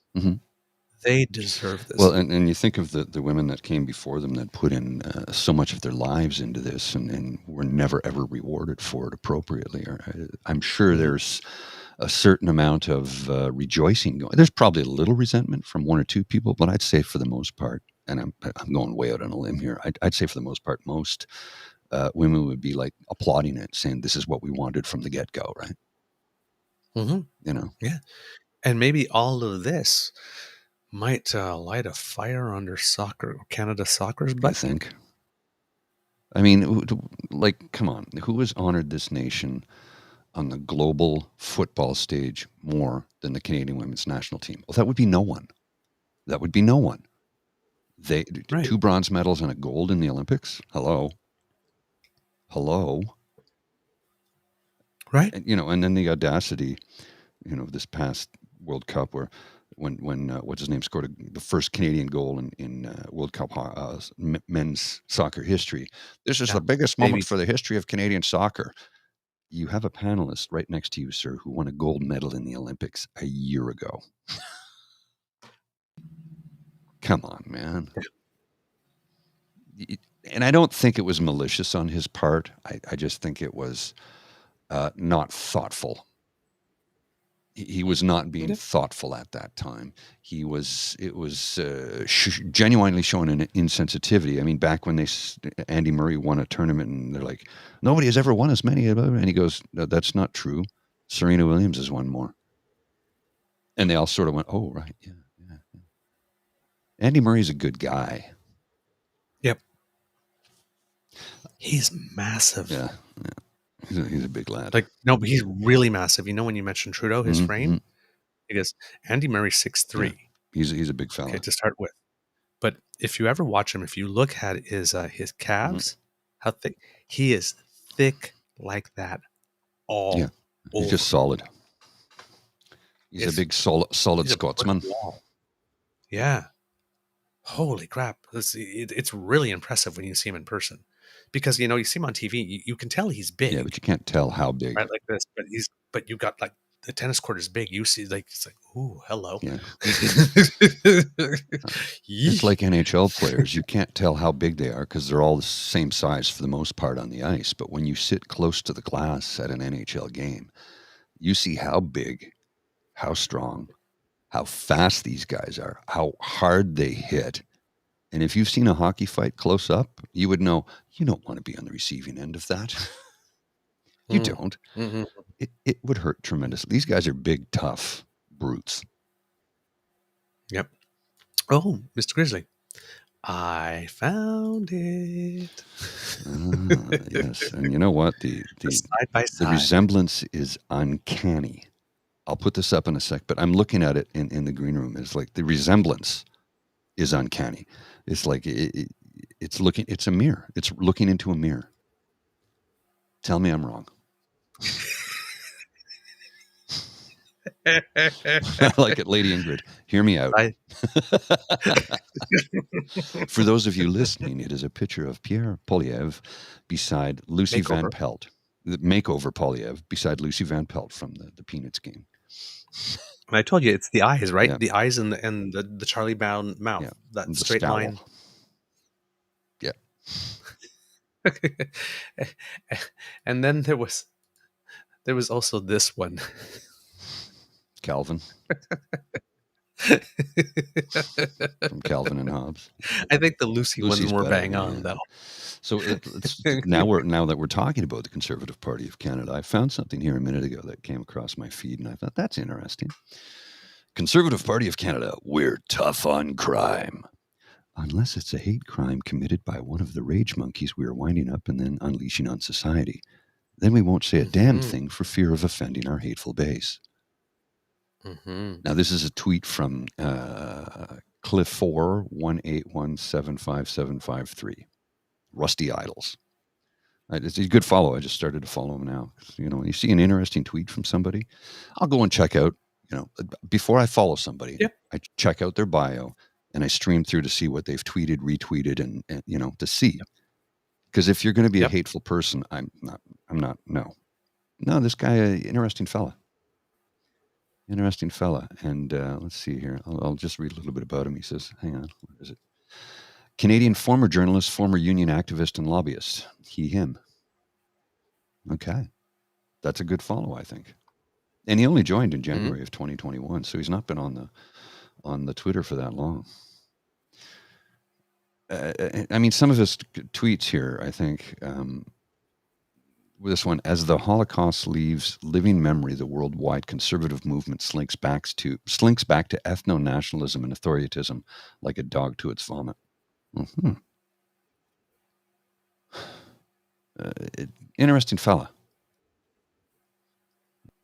Interesting fella. A fairly decent follow, I would say. Choose if you win. You can find him on my Twitter. Anybody who follows me can find him on there. Seems like a good lad. Well, now that because you're mentioning that, um, Rachel Gilmore that Mm-hmm. tweeted this Mr. When Prime Minister Trudeau put out a statement. Let's see if I can make it a little bigger here. Um, Yesterday's stabbings at a gender studies class at the University of Waterloo are horrifying and unacceptable. This type of violence must always be condemned. Our thoughts are with the professor and two students who were injured. Rachel Gilmore asked, "Did I miss a similar statement on this from Polyev? I don't see anything on his timeline." Um, Nothing. it's worth noting, though, that advocates would like to see a lot more than just words here. And she tweets Faye Johnstone, Mm-hmm. who was one of the people featured on those Hershey bars, or the Hershey Yes. SHE Yes. bars, Canadian. And Faye also posted something yesterday that that they were kind of shook and I'll find the tweet because I said you were not alone, and she liked it. So maybe I will ask her if she would like to come on the show at some Yeah, point. see if you can get her. She does respond to people. So, but she said we need an urgent response to rising anti-2S LGBTQIA plus hate, not more statements. When will the federal government #act for queer safety? So advocates want to see much more words. And then Rachel said, would love to be proven wrong and to have just missed something. Please share if you find anything, but I haven't been able to. And then some Twitter twit Mm-hmm.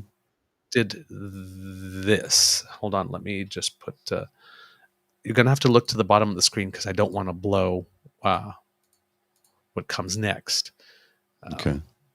But here you go. So down here at the bottom. Oh, darn. Okay, hold on. I'll just move that here so people can see it. Eco fashion here. You seem to be saying Pierre is somehow responsible for it. No. Just ask if you said anything about it. Mm-hmm. Did Pierre release a statement about the Vancouver Starbucks stabbing? Actually, yeah. He spoke about that Starbucks stabbing in the House of Commons. Receipts. A simple little check. Simple little check. Right. I don't understand. I don't understand at all why it is. I mean, I get it. Mm-hmm. Right? He doesn't want to upset the base. But sorry. How many people are you going to lose to not upset the base? Is the base really that? No, How badly do you need them? I think what they're... How badly can you not win without them? And if you really can't win without them that badly, maybe you shouldn't be running on what you're running. Well, they've lost sight of the fact that you should always comment on an event when something like that happens and make it be known that we're not going to put up with this, including in our own party. If you support this, I don't want your support. And that's what Trudeau said Yes. when it came to the abortion issue. Yeah. He took a stand. Take a stand. Because whatever you think in your personal life, if you're a member of this party and you're speaking publicly, you're advocating for choice. You can't please. Or else you can't be a member of this club. You can't please everyone, right? So it's ridiculous to try and bend over and not offend the group of people that support that action. Well, you know what? Fuck them. I'm not going to support those people. Anybody who supports what that guy did, fuck you. You don't get my support. You get my disdain. And any politician who doesn't call that out is not worth the time of day. Mm-hmm. Because they're not calling that out. That's a tacit support thereof. And guess what? They throw you under that bus too. It's simply how it works, right? Right. It's a predictable play. It's an interesting comment from Linda. I think he really doesn't want to comment because while he doesn't outright support it, he has sympathy for it. There's MGTOW hashtags, right? Yeah.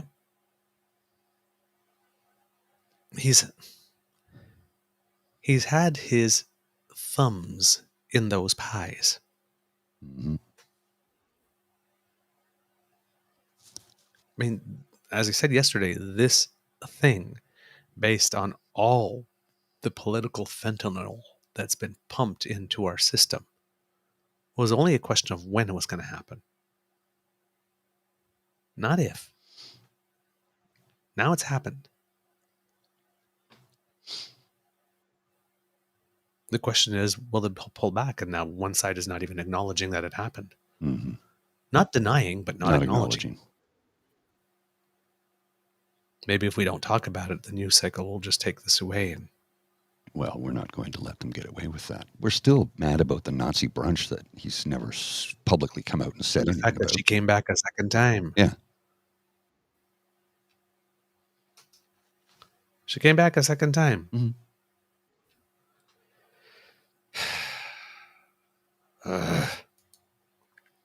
Mr. Grizzly, if you have something, can you take it for a while? I want to queue something Yeah, up. I have for Ottawa residents and for people around the country who I'm sure are familiar with our LRT woes, our light rapid transit, light rail Ew. transit.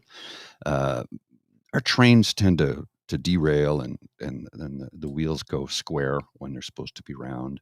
And if there's a bird that lands on a wire, it shuts. Like, I mean, it's really pathetic how bad it is. Well, we had to shut down today because of freezing rain. We had a buildup of ice. Oh, really? In Ottawa? Ottawa had a buildup of ice in the winter. You mean the second coldest national capital on earth had a buildup of ice? You didn't account for this in your design? Well, they also didn't build the stations large enough. And if you've been on the downtown section, which is underground, it's tunneled, the stations there, the platforms are very small. They're very small. They're lovely, but they're very small. So Mhm. tomorrow, being Canada Day, is a release from OC Transpo. Access to Pimizzi Station will be restricted on Canada Day, Saturday, July 1st, at the request of Heritage Canada and Ottawa Police to support crowd safety on event day. Mhm. Entry to Pimizzi Station from Albert Street will be reserved for customers with accessibility needs. Okay, that's fine. All other entrances will be closed. Wait, what? That's where they want to build the new rink, right next to the Pimisi station. So what you're saying is the station isn't big enough to handle massive crowds because we didn't build it. It, this makes no damn sense, but it's the case. They're not big enough. So here we have a light rapid transit, light rail transit, designed to move thousands of people per hour, and the station's not big enough to handle the crowds that are going to appear on Canada Day. What's going to happen when you have 22,000 people exiting the hockey arena? I just, Really? They didn't plan for Canada Day? That happens every year? Really? well, and they're like, well, because we moved Canada Day to LeBreton Flats. Well, Parliament Hill is under control. Okay, but the Parliament station is even smaller than the Pimisi station, and it Right. is just down the hill from Parliament Hill. I was there yesterday. Uh, Look, I love the train. I'm happy that it's expanding. I'm happy that they're really doing their best to provide better access. We do need a train to go. We need a tunnel down Bank Street, and we need a tunnel, or well, literally we need a tunnel down Montreal Road Hmm. because Vanier, which is a huge population Yep. base, and it's also the lowest income base in the city. Yep. Actually, that's not true. That's not true. Somerset Ward, the ward I live in, which is Yes. Centertown, is the poorest ward in the national capital by Hmm. far. But Vanier does not have adequate service. We need a tunnel that way too. And there's people who are pushing for it. They're pushing for a Bank Street tunnel so we can have a stop at Lansdowne. So if you Yep. want to go to a concert or a hockey game or a Yep. football game at Lansdowne, which is a major greeting place now, Yep. you can get there via transit. They're pushing for the tunnel. Hopefully it'll happen. The feedback has been really positive. But can we build them so that they can accommodate people, please? Yeah. Because if the tunnel is if the platform's really tiny, and I mean these platforms are not very wide. No. They're simply No, they're not not. very wide. You've seen them, and I'm like, if Yes. you compare them to any of the Toronto transit stations Yep. or any of the Montreal ones, not only are the Montreal and Toronto one platforms longer, but they're also wider. Now, some Mm. aren't much wider, but they're a Mm. lot longer. Yep. And you have to understand the platforms here in Ottawa have escalators and then a separate elevator bank, which takes up a lot of the space on the Right. platform. Right. It wasn't built you know, into the wall or a separate. Right. No, it takes up platform space, and escalators take up a lot of platform space. Hmm.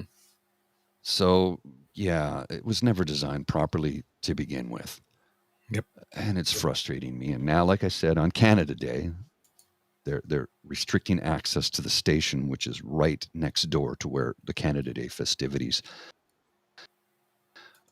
are taking place. And you're right, PNC.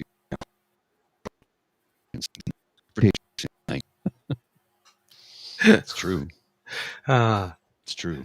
Speaking of transportation. If you happen to be living in BC ferries have warned that their crews are still short-staffed even after following its biggest recruitment drive in years, which means that for the Canada Day long weekend, there could be long waits for those willing to travel or wanting to travel between Vancouver Island and the mainland, as one ferry is out of commission and in repairs. Show and go customers are probably the ones that will be the most affected, facing potentially hours of wait to get on a ferry with their vehicle.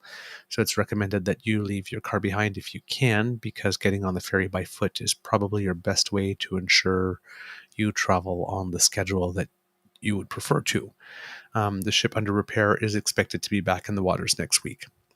So just a little news out there if you happen to be living in that area. How much time do we have, Mr. Grizzly? As much as you want. I'm working from home today. Okay, I'd like to do a little something here because on the weekend, I think last weekend, it was Canada's, the Prime Minister's National Security and Intelligence Advisor, Jody Thomas, gave her first public interview ever. So not under testimony or anything, with CBC, the House. Kit Ellen says, Douglas, there's a new ferry service starting for walk-on only. Oh, well, there you go. Good stuff. Good to know. Oh, cool. And she gives an interview on CBC's The House that I really recommend you listen to. But there are some segments of it that I'd like to play and just stop and start and talk about, because it's but guys, it's not Portage Lisker, it's Portage Lisker. Portage. Good to know. Thank you, Kit Donna. That's how it's pronounced. I did not know. Portage. Portage in Okay, Maine, there you Portage go. Lisker, not Portage. Yeah. Yes, Portage. It's spelled the same. Yes, it's just exactly. pronounced Thank you so differently. much. It's Yes, like McKay and Mackay. Thank you, Donna. Kit Donna. Yep. Thank you, Kit Donna. I appreciate that. I'll try to remember that. Please offer us another gentle correction if we screwed up again.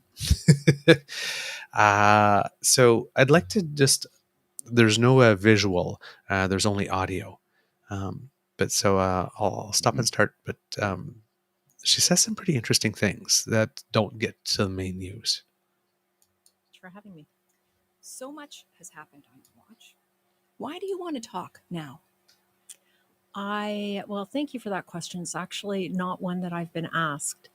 I think it's really important that we talk to Canadians about this country and its national security, and that we as public servants do a better job at improving the literacy on national security issues. Because we've been talking a lot, actually, about national security, but you're saying there's something that Canadians need to learn? Well, I think that it needs to be a calm conversation that is back and forth, where we do as much listening as talking, as opposed to the show that is question period or parliamentary committee. And those all obviously have really important roles in our democracy.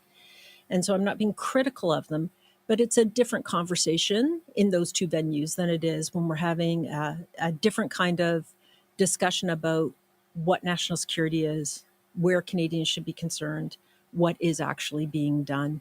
Are elections safe? I think one of the best ways to do that is to actually get into some of the substance of what has been going on. So let's start there. The Globe and Mail's whistleblower, who has leaked significant national security information about foreign interference, driven a big part of this conversation, wrote, "It had become increasingly clear that no serious action was being considered. Worse still, evidence of senior public officials ignoring interference was beginning to mount." How troubling is it for you that someone in the security sphere would believe that it is worth going to prison in order to get attention for these issues? It's incredibly disturbing on a number of levels. One, that they would be so unaware of what has been done. That two, they would risk our national security in order to leak information and gain some notoriety. And three, that Gain some notoriety. I think so. And I think three, leak parts of information that don't tell a complete story, that perhaps look salacious and scandalous in a headline, but don't tell the complete story of what came before that piece of intelligence that was leaked and what's come after it and what the analysis is and what's been done with it. It seems to me that you are suggesting that in a way that there's not any value in what's been leaked. And I would look at, for instance, the example of this intelligence analysis that made it known to the public that there had been potential foreign surveillance of Michael Chong's family overseas. Like, surely there is public value in taking a closer look at that. It got attention for something that was in many ways ignored at the time. You see no benefit in the conversation that we are having right now? I can't ascribe the word benefit to it, but I do think to leaking. There's no benefit to leaking. I will never concede there's a benefit. There's a benefit to having a conversation, and there's a benefit to ensuring that the security agencies are more forthcoming and more forthright with information. I will concede that Michael Chong should have been told that while there was no physical risk to his family, there was interest in his family as a result of his work on the Uyghur motion. I will agree with that. Given that we are having a conversation, though, that you acknowledge that we should have been having, I wonder if you still believe that the whistleblower or the leaker, I appreciate that both of those words are loaded in different ways. Do you believe that the whistleblower should be found and prosecuted? I do. Absolutely, I do. The law has been broken. Sources, techniques have been put at risk. Our credibility with Five Eyes allies has been put at risk. There are better ways of doing this. There are better ways of raising your concerns within a national security agency. There are better ways of trying to bring some light to this topic than risking Canada's national security. You believe it should happen? Do you believe it will happen? That the person will be found? I do. Do you have any sense of? I do not. Okay. Not that I can share. Do you have any sense the person will be found? I do. Very calmly, yet assertively stated. Oh, yeah.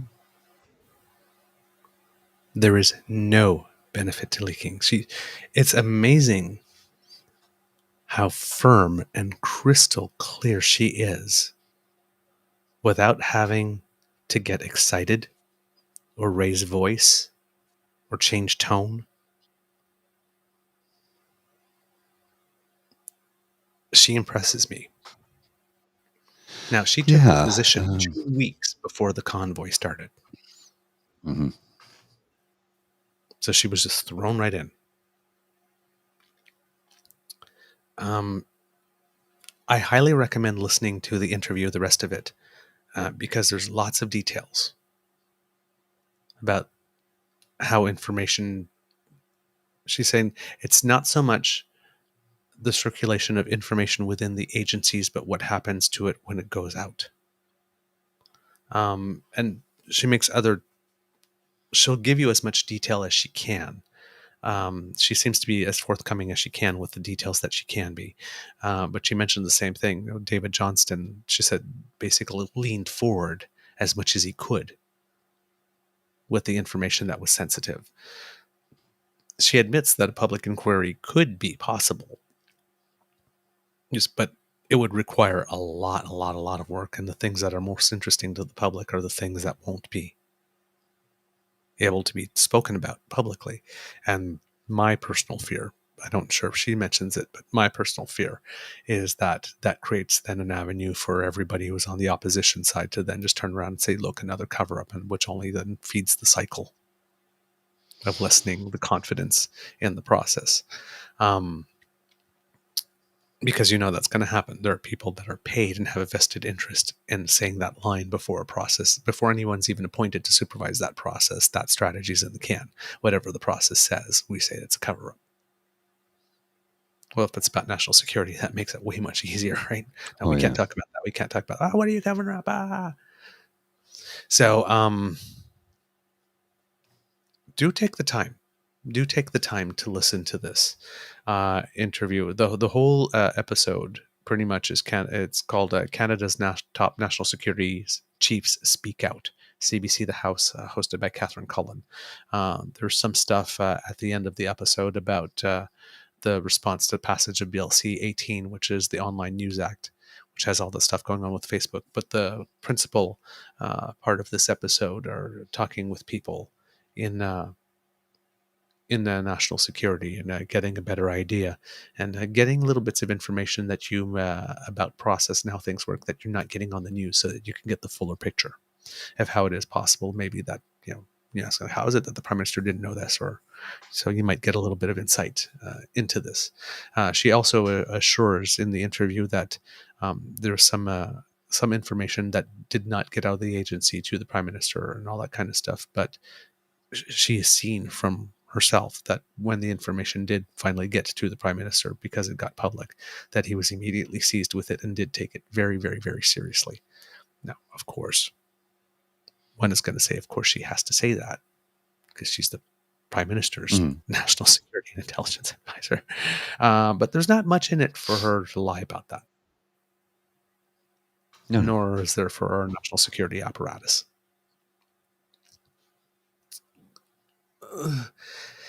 You got to trust someone. You got to trust someone. Kit James says, leaving Chicago tonight. Blackballed resumes next week, and I will have something big. And big is in all caps. Now I am very intrigued. I want to know what it's about.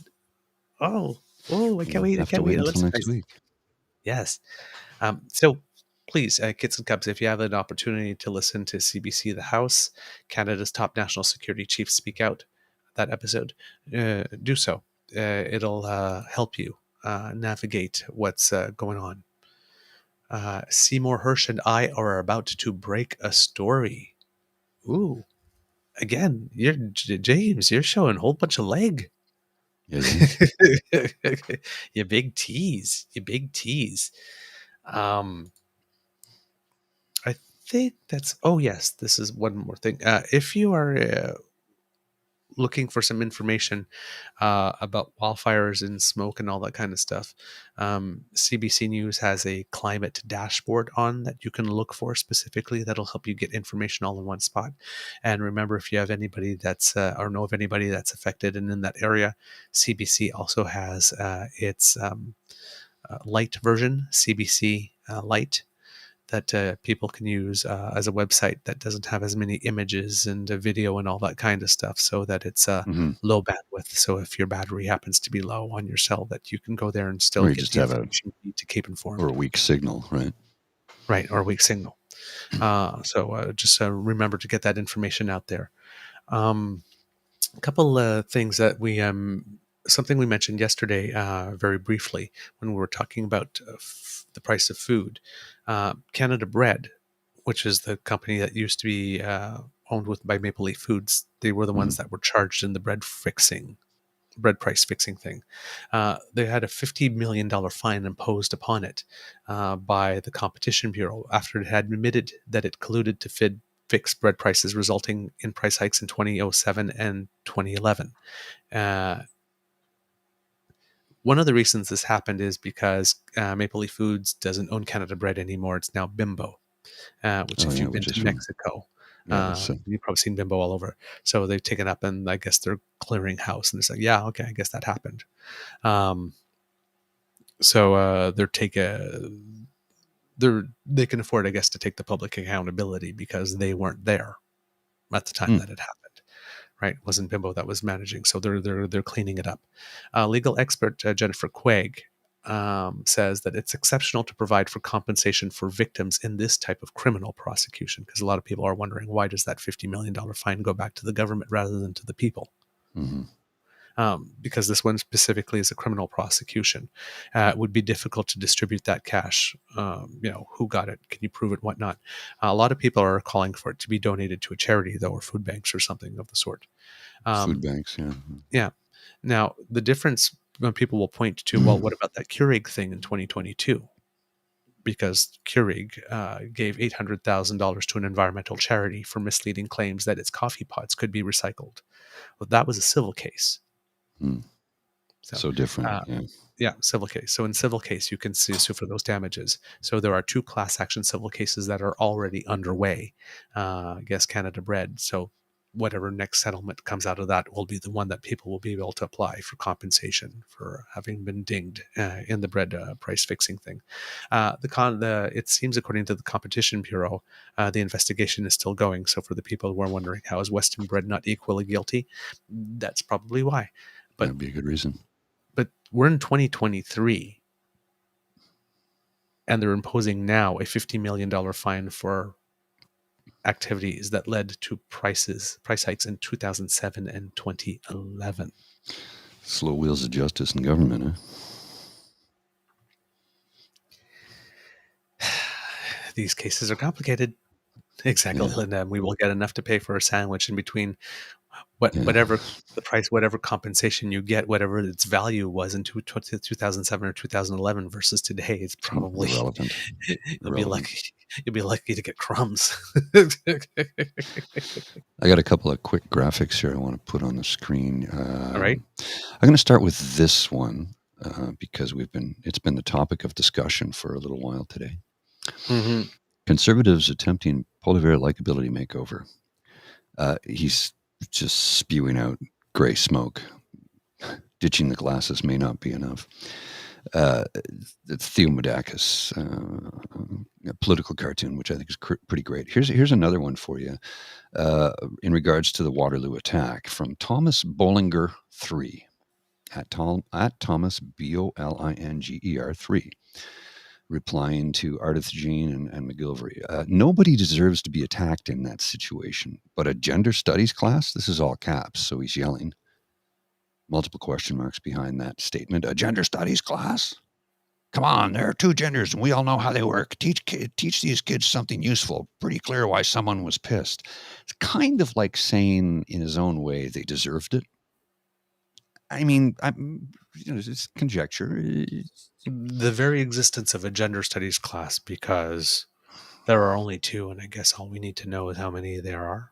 Yeah. We don't have to study throughout the years how it's evolved. Like this, how things can get better for the future. How we tell me you're an ignorant prick without telling me you're ignorant, and then turning around and saying like, well, gee, it's completely understandable. This reaction is perfectly a reaction. This reaction to the fact that a gender studies class actually exists. Well, gee, it's perfectly understandable. I'm not saying they've existed for a long time. I'm not saying that they deserve this, but it is completely reasonable and normal that the very existence of someone of this type of class would trigger someone to the point of wanting to attempt to take people's. No, it's so. In other words, that thing that you led with, everything that came before the but, means nothing. Yeah, means nothing. Means nothing. I have another one here I want to post. Well, no, maybe I'll save that for later. Sorry. We should start wrapping up because we're hitting the 2-hour mark, and we usually like to wrap up around the 2-hour mark on a Friday. You said yes. I have one more graphic I want to put on the screen here. Joe put this together, and I thought it was cute and funny, so I kept a copy of it. And I meant to talk about it earlier, and I just got sidetracked. So I'm going to, I'll show this, and then I'll mention something else. So this is from Joe, the de-beardification. The various stages in the evolution or the de-evolution of the beard that led to the Great Shave of 2023. And I think we raised somewhere in the neighborhood of $2,000. So thanks to everybody who took part in my looking like an idiot for 2 weeks and how we were able to raise some money for a very worthwhile and worthy cause. Yay. And the last thing I wanted to mention was yesterday, the title of the show was I'm Deeply, Deeply Shallow. And you noticed it was in quotation marks. It was because it was a conversation I had with my cousin Douglas the other day. We haven't spoken at some time. He's been going through some things, like as we all do as we get a little bit older. We're the same age. And we're having a conversation about stuff. And he says, "Oh, Paul, I am deeply, deeply shallow." And I thought I was going to piss myself laughing. I'm deeply, deeply shallow. Like you get the double entendre there. Right? Huh? You can't, like, that's the funny part of it, right? He's got a wicked sense of humor and one of the funniest people you'll ever meet. He's quite fabulous. You'd love him to death. Um, yeah, I got to give him a call later today, and I got to reach out. I got to reach out to 4 people today. Holy crap! I got a busy day ahead of me. Let alone all the work and the production and editing and stuff. I got a lot of stuff to do. One more week, 4 more days, because Monday is a holiday. Thank goodness for the Canada Day weekend. We will be going live tomorrow from 3 to 5. I'm going to try and get some footage. If you can get some footage, we'll see what we can do. Like, I'll be able to get the footage. I don't know if I'll be able to have the time to get it loaded so we can debut it on the show or not, but I'll see what we can do. Because I have a brunch I have to go to in the morning, and then I got to get there for around 2 to set up for 3. Well, and I don't know if I'm going to go full production mode. I might just bring a little bit less equipment, because it's only a 2-hour show. So, I'll go a little bit lighter. I think, excuse me, sorry about that. I think I'll just bring 2 mics, one for you, one for me. And if anybody wants to jump in, they can borrow a mic from us from time to time, just because it's a lot. It's a lot to set up for the podcast. And, if we're doing 4 or 5 hours, no problem. I'll bring the full production suite. But I think for a 2-hour show, light production, I'm not gonna go full hardcore, unless people want to join us in advance and tell us so. Then I'll bring the full production suite. But unless I hear otherwise, we'll just go with a lightweight production for the day, because it's only, like I said, it's a 2-hour show. It's not the full in depth, because it's Canada Day, and I think a lot of people, although people will want to tune in, I know that, and thank you, we appreciate that.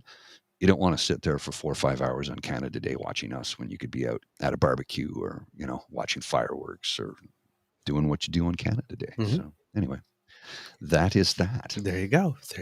All right. And I'm looking forward to that, because other than my birthday, it's my favorite day of the year. And since I am a Beaver, well, Canada Day probably is my birthday too.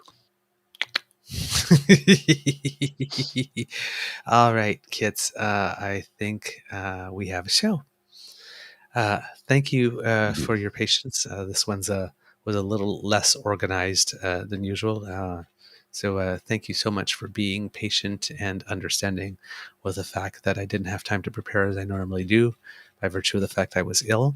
To all of you who had been, I know you're not going to hear this until you actually hear this on the download, for those of you. But yes, I apologize also for yesterday's show not getting out yesterday. Nothing happened afterwards. So just I took some time to be kind to and gentle with myself. So hopefully we'll get both episodes out for the download today. All right. But thank you for your patience. We really do appreciate it. Kids, that's the end of this episode of the Daily Beaver podcast. We hope you love listening to us, because we love making this for you. Remember that sharing is caring and word of mouth is priceless. So let your peeps know about us, because democracy is something that you do. Get out and celebrate tomorrow. I know, and I know that not everyone, particularly within our Indigenous community, feels the same about Canada Day. We get understand. We get it. We get it. We get it. I've actually been chastised for loving it as much as I do. They're like, how can you? And I go, because I'm celebrating the fact that there are millions of people that come here and make a home and a life for themselves, and that we are striving to do and be better all the time. Yeah. It's a secular day. Yeah. For me, it's just, each one of our relationships to the nation is different. It just is. We have different pasts. We have different backgrounds. We all come from different places. Mine, I'm happy to say, is good. So I love my country, but that doesn't mean I can't sit there and can't understand that you may be coming from a different place. Exactly. And I can respect that. And I have room for that, because this is Canada. Heck, if we've got room for a separatist party in our House of Commons, because we can admit that even though most of us are not separatists, separatism done legally and in an orderly fashion is a viable political point of view, even though we don't subscribe to it. Certainly we can make room for the fact that, people whose families' entire relationship with the nation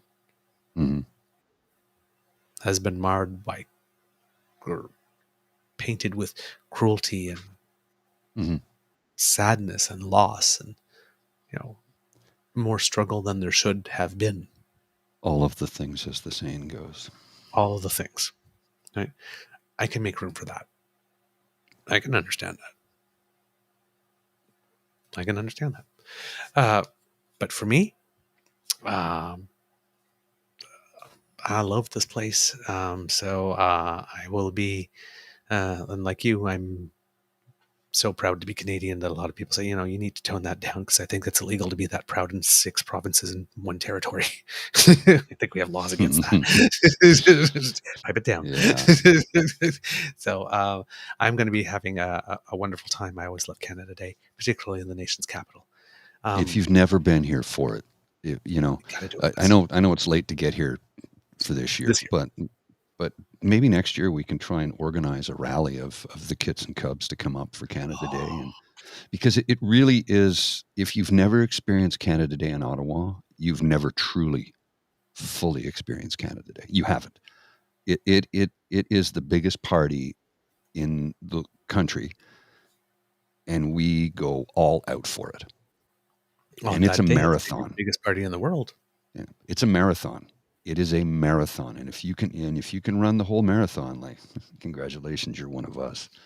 It's not easy, but if we, maybe we'll let's see. Maybe we'll work on putting something together for next year Canada Day. This just popped into my head now in real time, so it's like maybe next year we can try and organize a gathering of the clan, if you will. Oh, maybe that's a better gathering of the clan. Well, Scottish clans from the Highlands. Okay. I know. Gathering of the kits and cubs next year. For those who want to make it to Ottawa, we can arrange for try and help you arrange hotels and that sort of thing. I mean, I can try. I don't know if I'll be successful at it, but I can't let anybody stay with me because my girlfriend will be here, and that's just my 1-bedroom apartment. So, but there's room in the bathtub. I suppose if you're tiny. If you really like this podcast, you can find us on the Crier Media Network, as well as all Beaver Grizzly friendly platforms. Ciao to whoever's listening to us in Italy. We're on the charts in Italy. We're still in the charts in Italy. We had a little pop on the charts in Hungary and some in France recently as well. So yeah, we're going global. But in Italy, we seem to have been on the charts for like a solid straight week. So whoever's listening to us in Italy, thanks. Yeah, ciao bello, ciao bella. If you like this podcast, like I said, you can find us on all the Beaver Grizzly platforms. Stars and reviews are appreciated if you're listening to us on Apple. We love to hear from you. Reach us on our Facebook at True North Eager Beaver, our Twitter feed at True Eager, or by email at truenortheagerbeaver.gmail.com.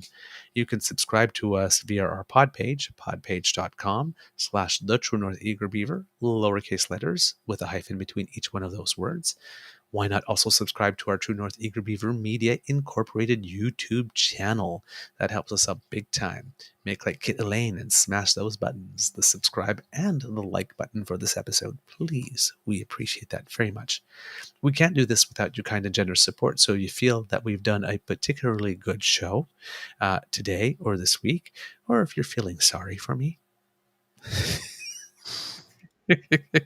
Hey, I will work the corner. Please go to ko-fi.com/eagerbeaver, and that's where you can make your donation. Or if you scan that little squiggly by Mr. Grizzly's head there, that will bring you to our emergency fund. Today we're buying Gatorade, so and mint tea as opposed to Caesar and and hot chocolate. And finally, from the Beaver Lodge, this is your Eager Beaver saying, until next time, dear kids, it can be a tough world out there. Oh boy. Please be kind to and gentle with yourself. Mr. Grizzly, do you have some words of wisdom, please? On this Canada Day weekend, my favorite day of the year, the biggest party in the country, get out and celebrate in the manner that you feel that suits you best. But I'm going to give you the piece of advice that I always give out at this time of the year. If you're going to be out in the sun drinking adult beverages, make sure you're compensating with water and or electrolyte type beverage to keep you hydrated, because it can be quite hot on Canada Day throughout the country. July 1st tends to be one of the hotter days of the year.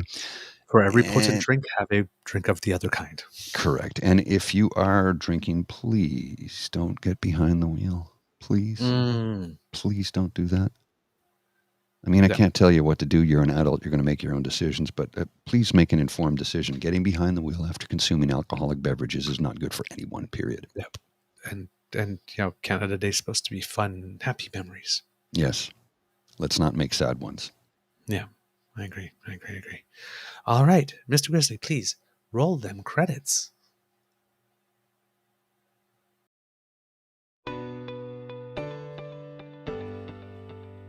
You are listening to a True North Eager Beaver media podcast. The True North Eager Beaver podcasts are proudly brought to you by our founding sponsors, the Miss V Mysteries from Corvid Moon Publishing, your source for science fiction, fantasy, and cozy mysteries featuring a broad diversity of characters. CanadianTarot.com, your uniquely Canadian online eclectic tarot community and forum. And the Peppermaster, hot pepper sauces made from fresh farm ingredients to thrill your taste buds and expand your mind.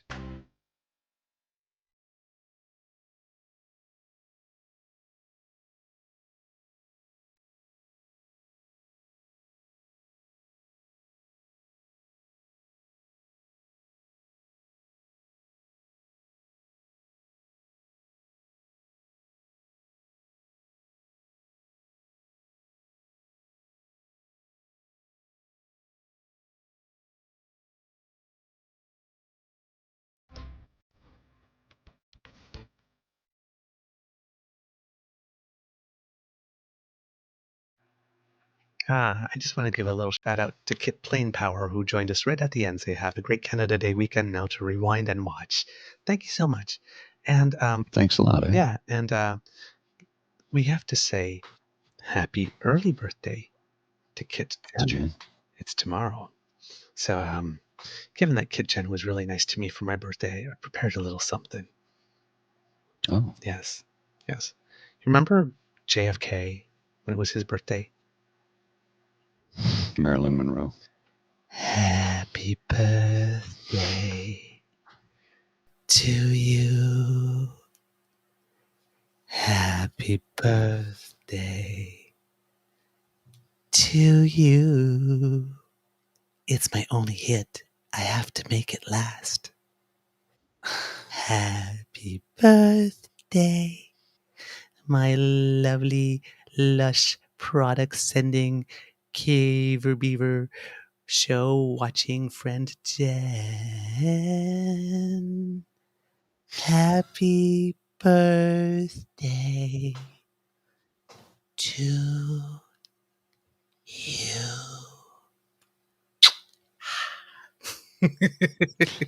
And we'll probably do that again tomorrow when we go live from the pub. Oh, happy birthday to Canada. I love you all so much. You are so good to me and us. Thank you so much. Have a wonderful week. Thanks, hey. Bye. Take care.